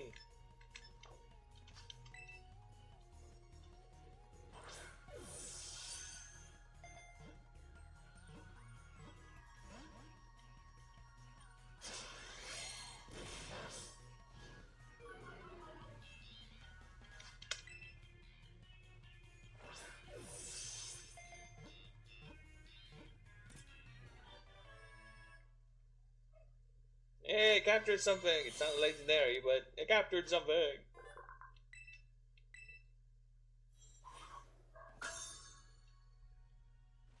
Yay!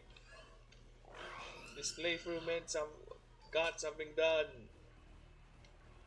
Now I just want to find another one, I guess.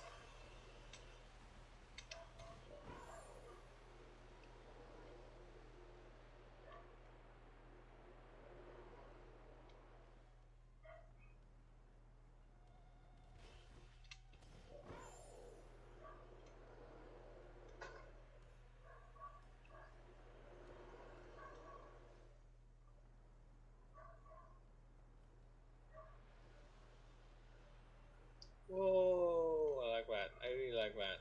That's a neat touch. Straight to the bottom, where there's nothing but flutter mains. No, that was a bummer.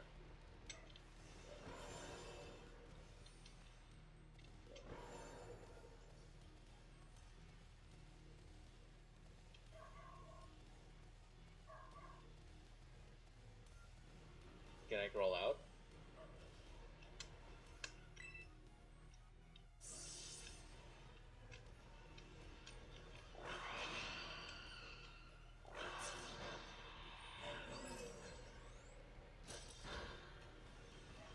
There you go. That's another capture. That's another capture right there. I can see it. Don't you dare despawn, you piece of shit.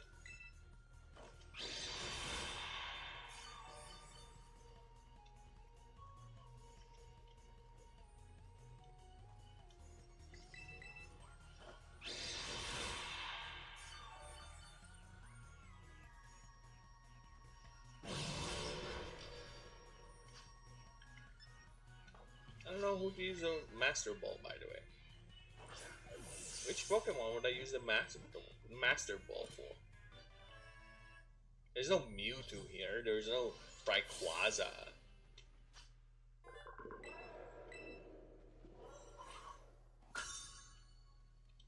Okay, now where's that Salamence?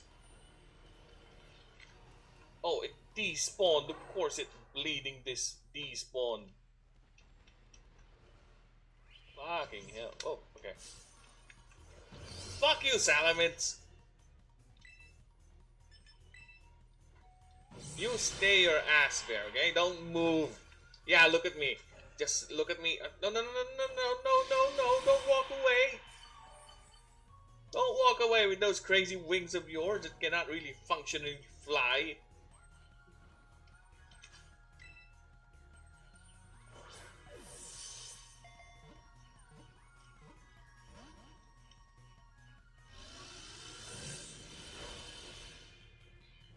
That's a lot of Gible. That's a lot of Gible.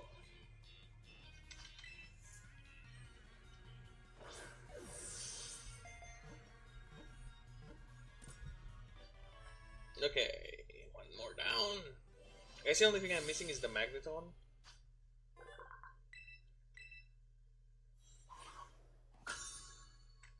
Yeah, the Magneton. I don't know where it is, but I'm gonna get this one. then I'm gonna leave. I can try searching somewhere lower down there, I guess.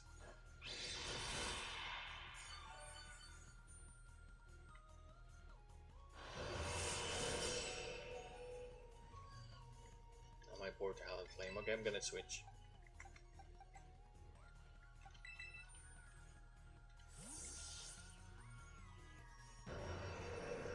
You know, I kind of like the Salaman's body type over the real one. The real one is fucking fat. Like, real chunker. And the wings are weird. This one looks neat, just not. Don't look at it while it's moving. Because the wings are just something that's laid on top of it. It looks weird. It looks nice.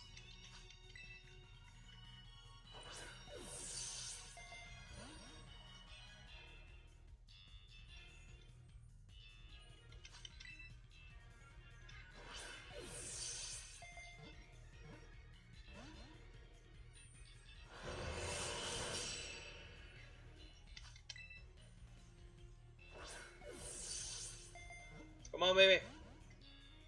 Ah, Pokeballs. I know it doesn't work. It doesn't really work, but every time I throw one, I mash the B button. It's another reason why my B button, my old Game Boys, die so quickly. Also, holding down for the run. Yeah, running, pressing down the B button. Why? I don't know why they thought of that. Should have been toggled, but yeah, it killed a lot of Game Boys. That one.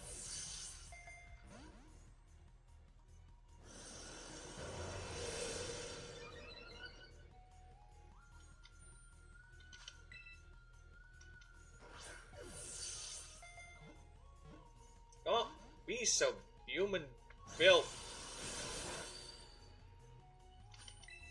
I know I should down it to like half health, but I'm afraid I might kill it.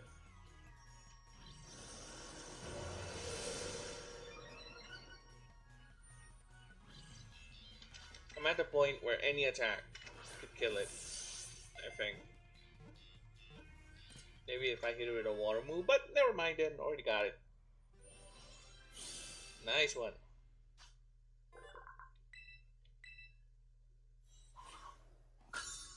Okay.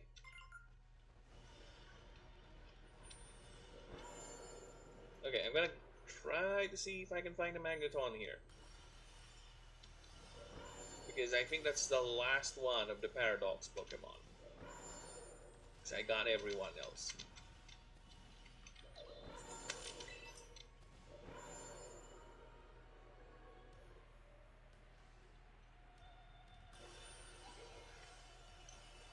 Because where else would the Magneton be?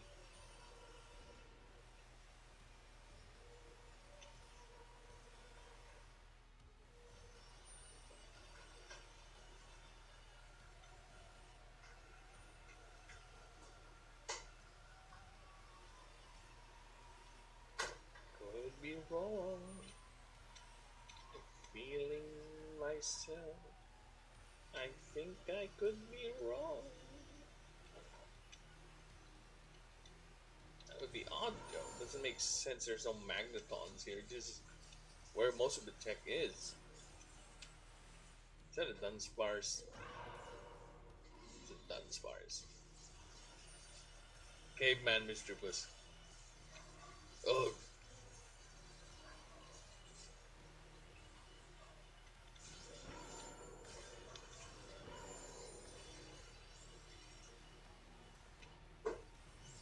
See, Bonnet is here. Oh god, really? You're so small. So tiny. 30 minutes to spare. Looks like I won't be getting that Violet Spike for this recording.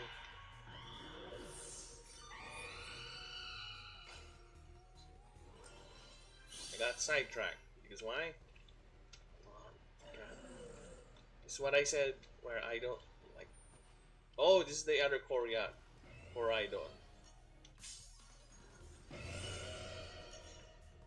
I guess this one is meant for trading. If you want to trade him, because Okay.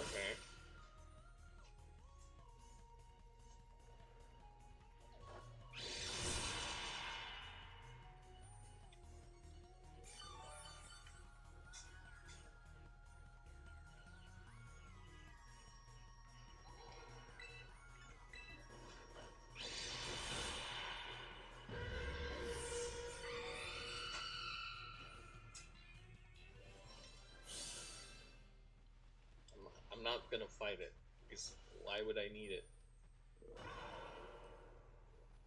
I already have. Oh my god, really?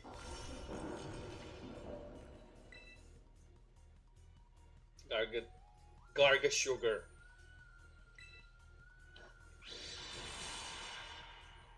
Oh, Garga salt, rather.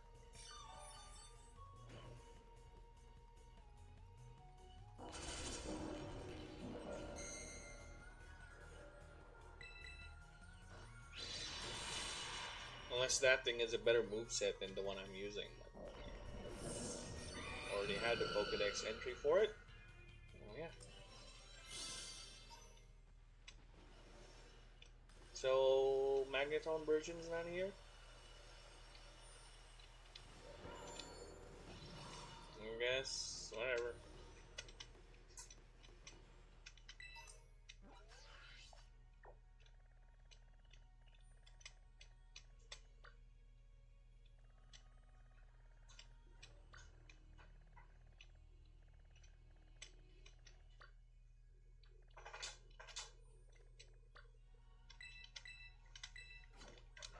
Back, back, back again. Yes, who's back?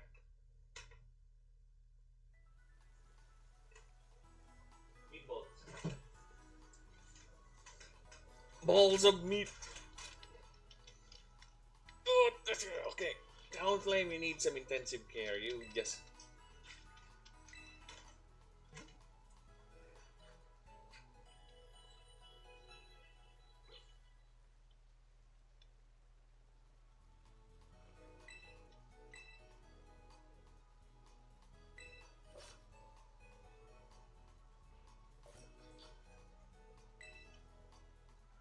Okay. Thanks. I still don't have a violet spike though. Wait, I want to try that actually.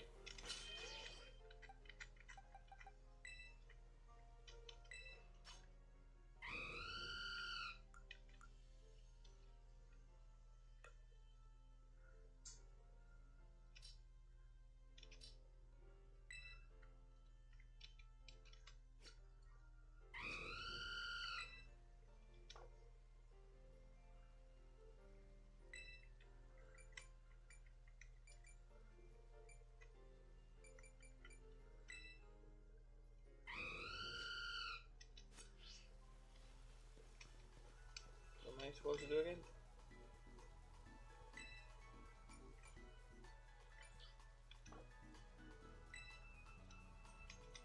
I'm looking at my Pokemon. Press the B button.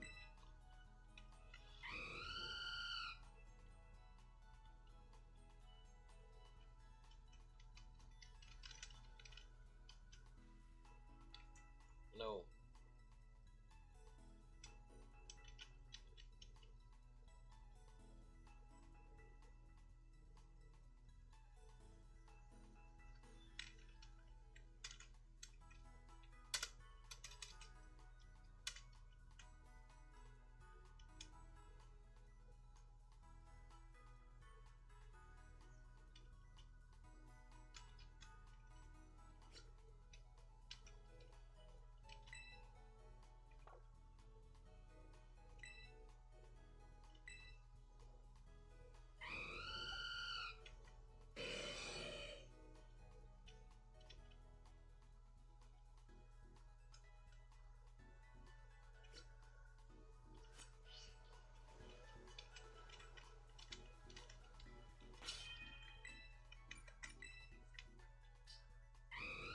The markings. B's back.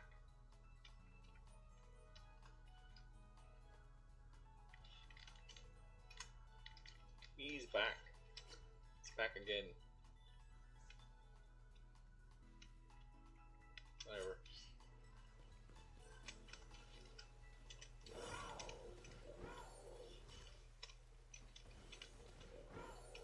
Oh, I can't climb. Okay, sure. It's understandable. The Pokemon can't climb the walls because it's considerate and it might break shit.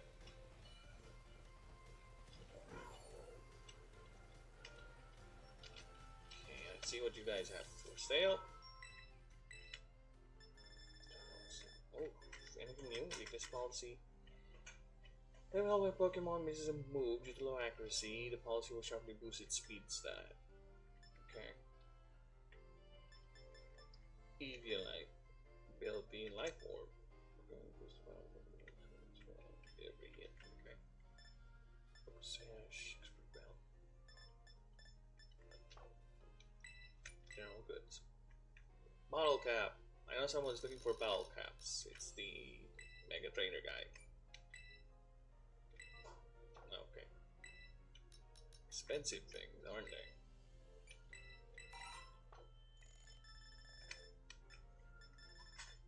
Nectar, dart. I think that's all. Okay. Pokeballs. Anything new? Nope. Roll down cases. Of course, I'm still gonna use Quaxley one. Okay.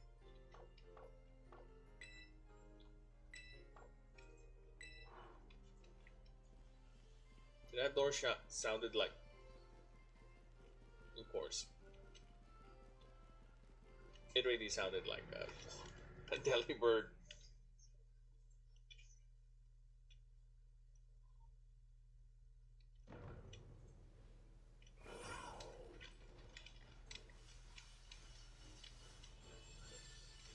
This is a different place.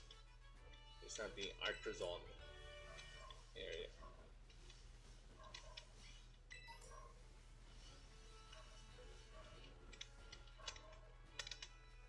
I haven't scoured Artrazon as thorough as I'd like. So I'm going back there. I'm gonna go back there by running. Yeah, I'm not gonna fly. I'm gonna walk towards it just in case I miss something.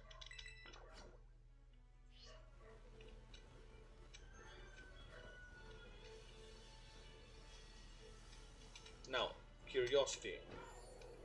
Can I just get into the city by doing this?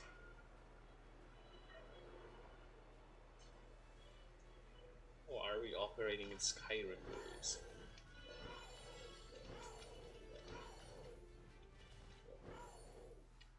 Oh, neat. It's kind of Skyrim-like rules, kind of not, but at least it loads the city. The game just tells you come in by the gate though. It's fine. I like it. I like that. I like that. There are two Delibird shops here. I think this one sells something different. Hey. No, it's the same.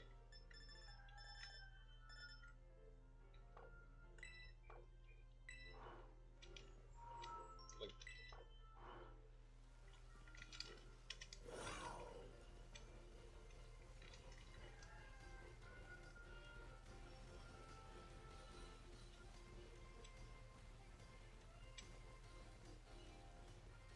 In the city? I could check the Pokemon League. Let me check the Pokemon League. Maybe I missed it there.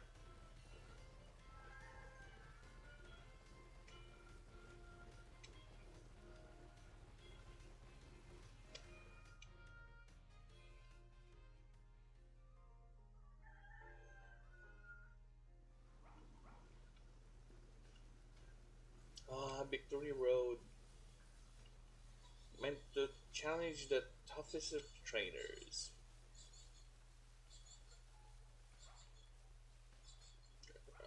Remember this test, an endurance test. Of course, HMs are no longer allowed to exist. What? They can still make it. Has to be a Koraidon thing, you know.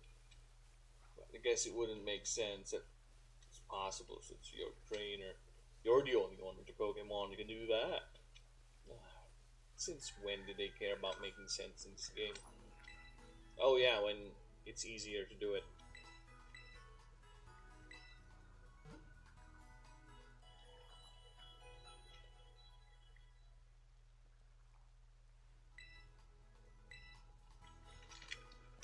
Oh, you know, since I'm here, what happens if I decide to enter again? So that's it? Just the guy congratulates me and that's it? Oh, fuck off, game.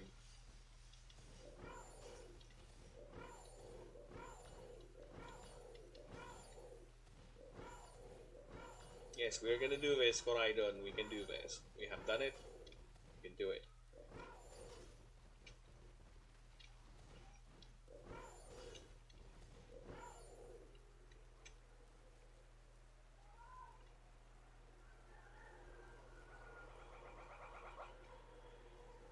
What was that?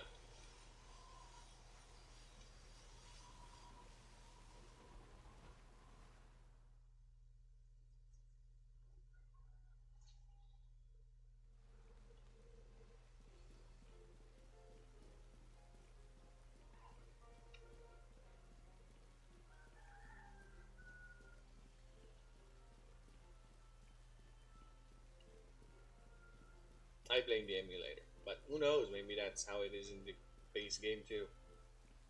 Hey, this guy can walk here, I can walk here.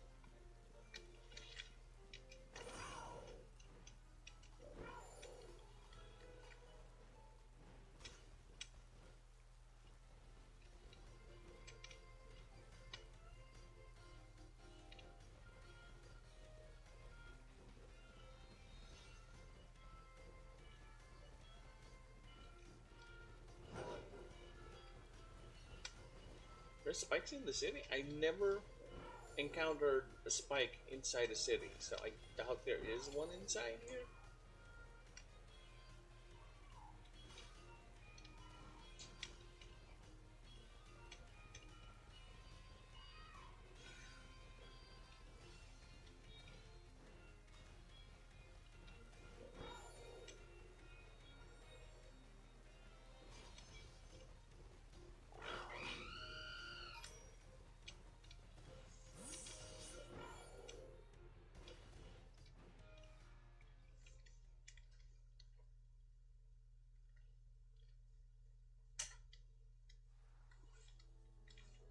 Okay, game.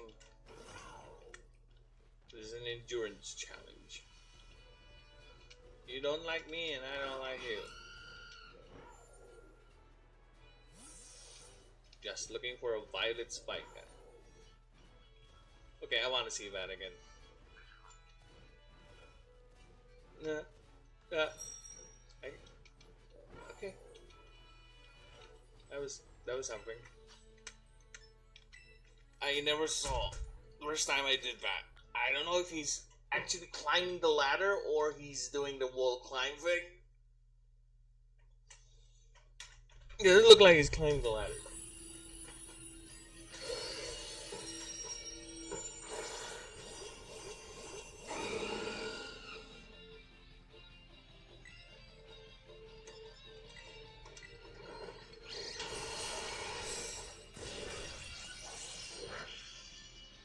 Beauty Cutter. Beauty Cutter was a fine move. And it was not a gimmick.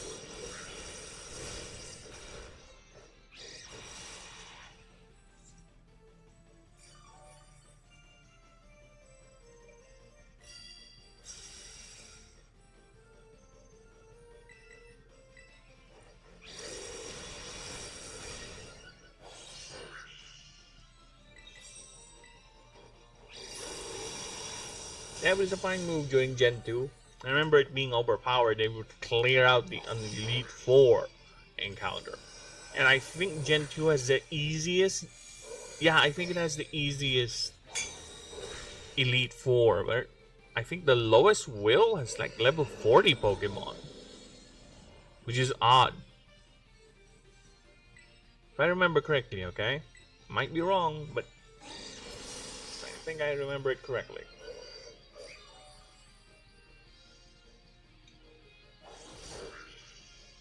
Yeah, because Gen 1 Elite Four is hard.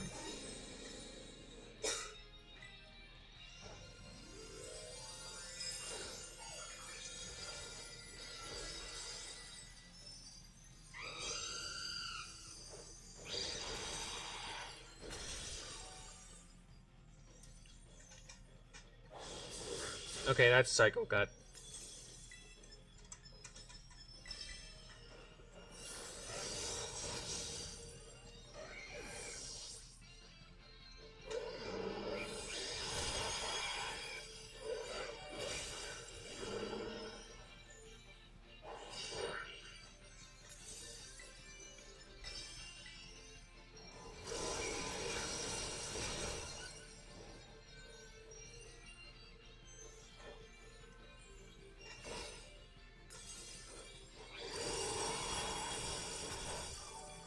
Eh, not as hard.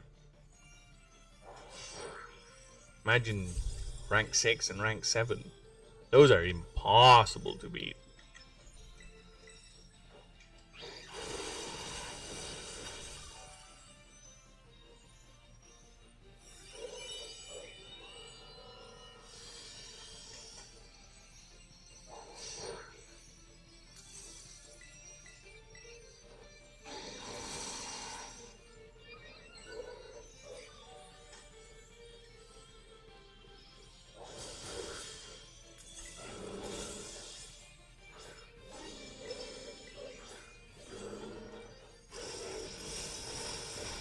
Oh, he's a rock type, yeah.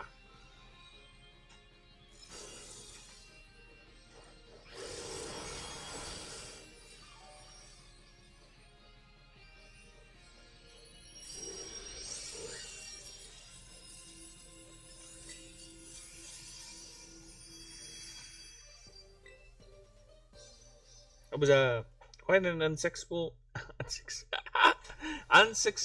run finding the last spike. I guess I got one. I caught some Paradox Pokemon. The only thing I'm missing is the Magneton one. Other than that, yeah, that was nice. Spent a lot of time just running around doing nothing and ranting about this game, which is a sad disappointment. But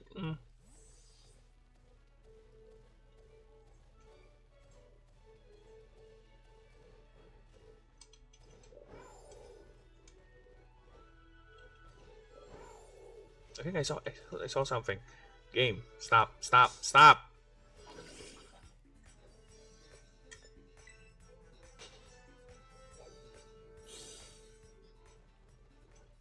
No, nothing. It was you. I'm not in the mood. I'm not in the mood. I'm not in the mood to fight any of you.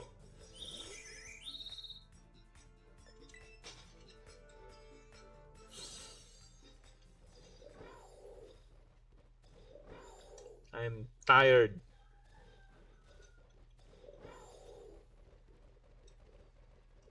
Is this leading up to that mountain?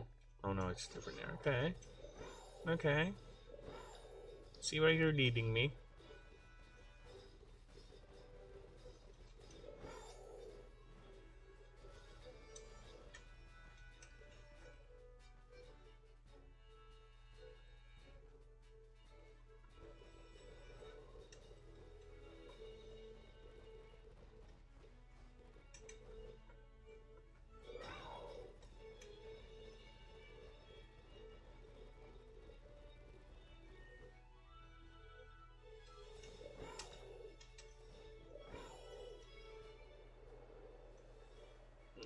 It has to be somewhere near, right? Like a watchtower or something. Logically, right? It has to be somewhere near a landmark. You know, because they have to make it easier to find, and the clues are the landmarks, right? That's how I think it is. It's either gonna be in a landmark, clinking bronzors in a landmark, or somewhere up top, like really, really high.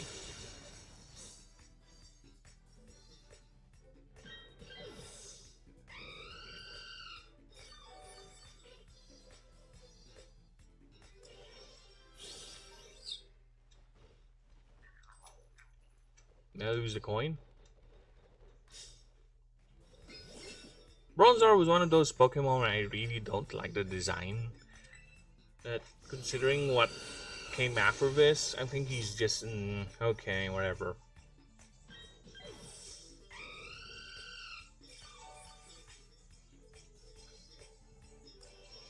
So what type is Bronzor? Steel Ghost, Steel Psychic. Yeah, I still prefer Claydol over it. These things always get me because they're so small. They're so hard to spot.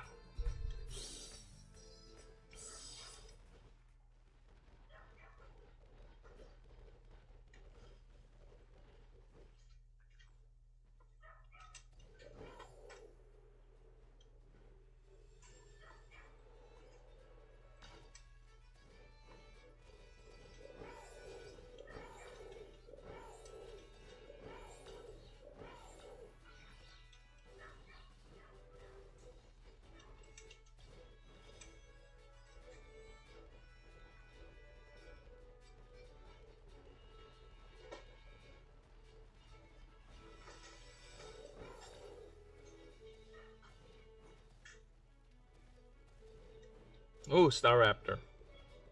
See, like this spot. This spot right here is a perfect place for a spike. I guess if there's one here, I may have already gotten it. Spike or a coin. Mm.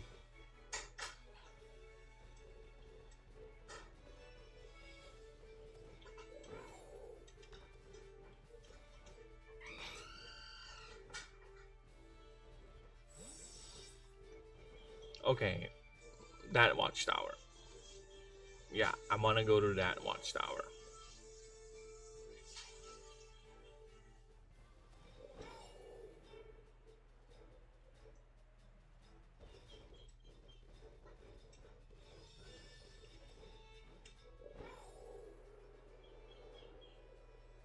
I just wish there's more clues to it other than it's around and there's 8 of them.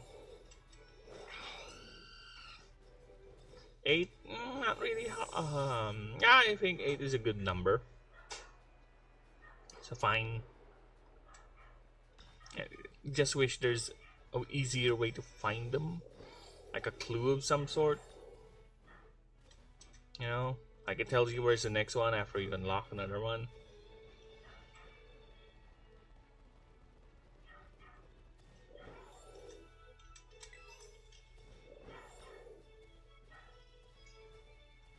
Oh, I saw something. I saw something.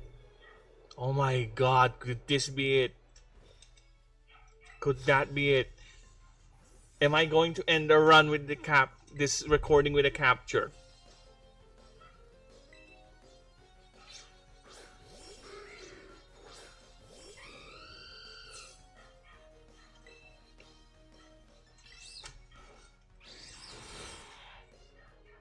Come on, come on, come on, come on.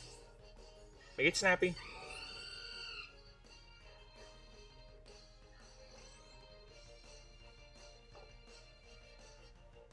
What level are you using? What level? 24. A Houndoom? Okay.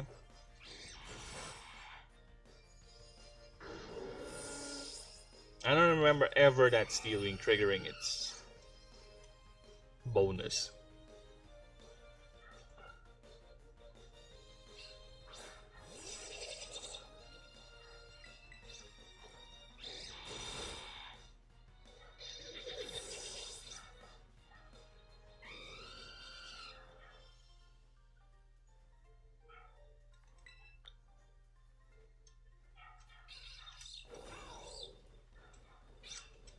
What? How can you skidoo? Let feed yourself that lit Leo.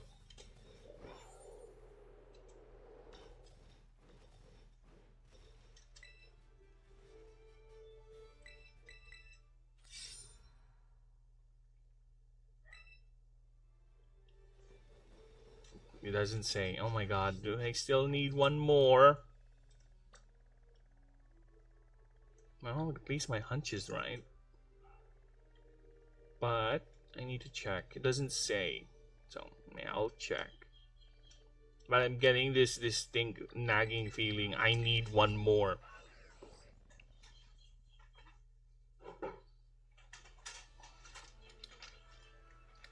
I need one more. Fucking hell, man. Oh well. It was a nice run. I got 2 out of 8. I mean, 7 out of 8. I need one more. So, where was I? Where was I able to find one? Art something? Artrazo? Right?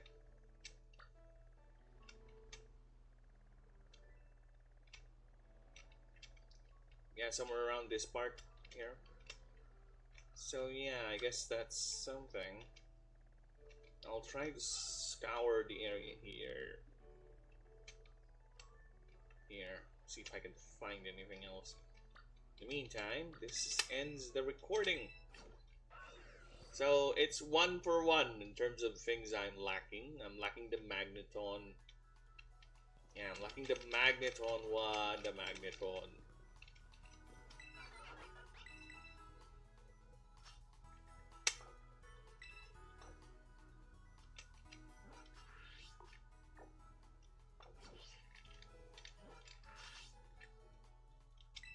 Just claim this thing. Yay, got a moonstone. That was sarcastic, by the way.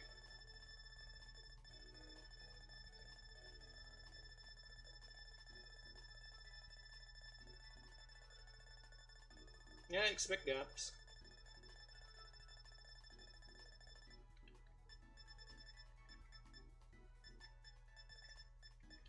So I need this guy. This is the only one I'm missing out of the Paradox Pokemon I can capture. Yeah, because it's gonna be the Penchant thing, and this is gonna be the evolution for this one. 1,000 Pokemon, everyone. It's gonna be the mid evolution for these two. This one's gonna be Hydreigon. This one I don't know though. What are you?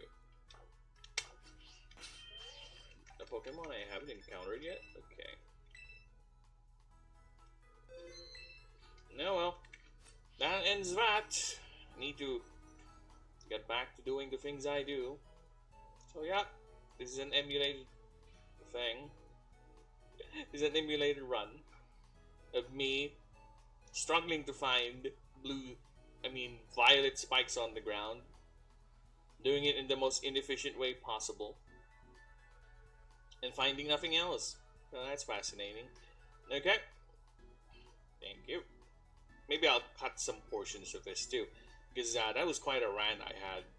So maybe I'll cut it somewhere. I don't know. We'll see. Hopefully the recording's good too. Fuck. Hopefully it's not like last time. Yeah.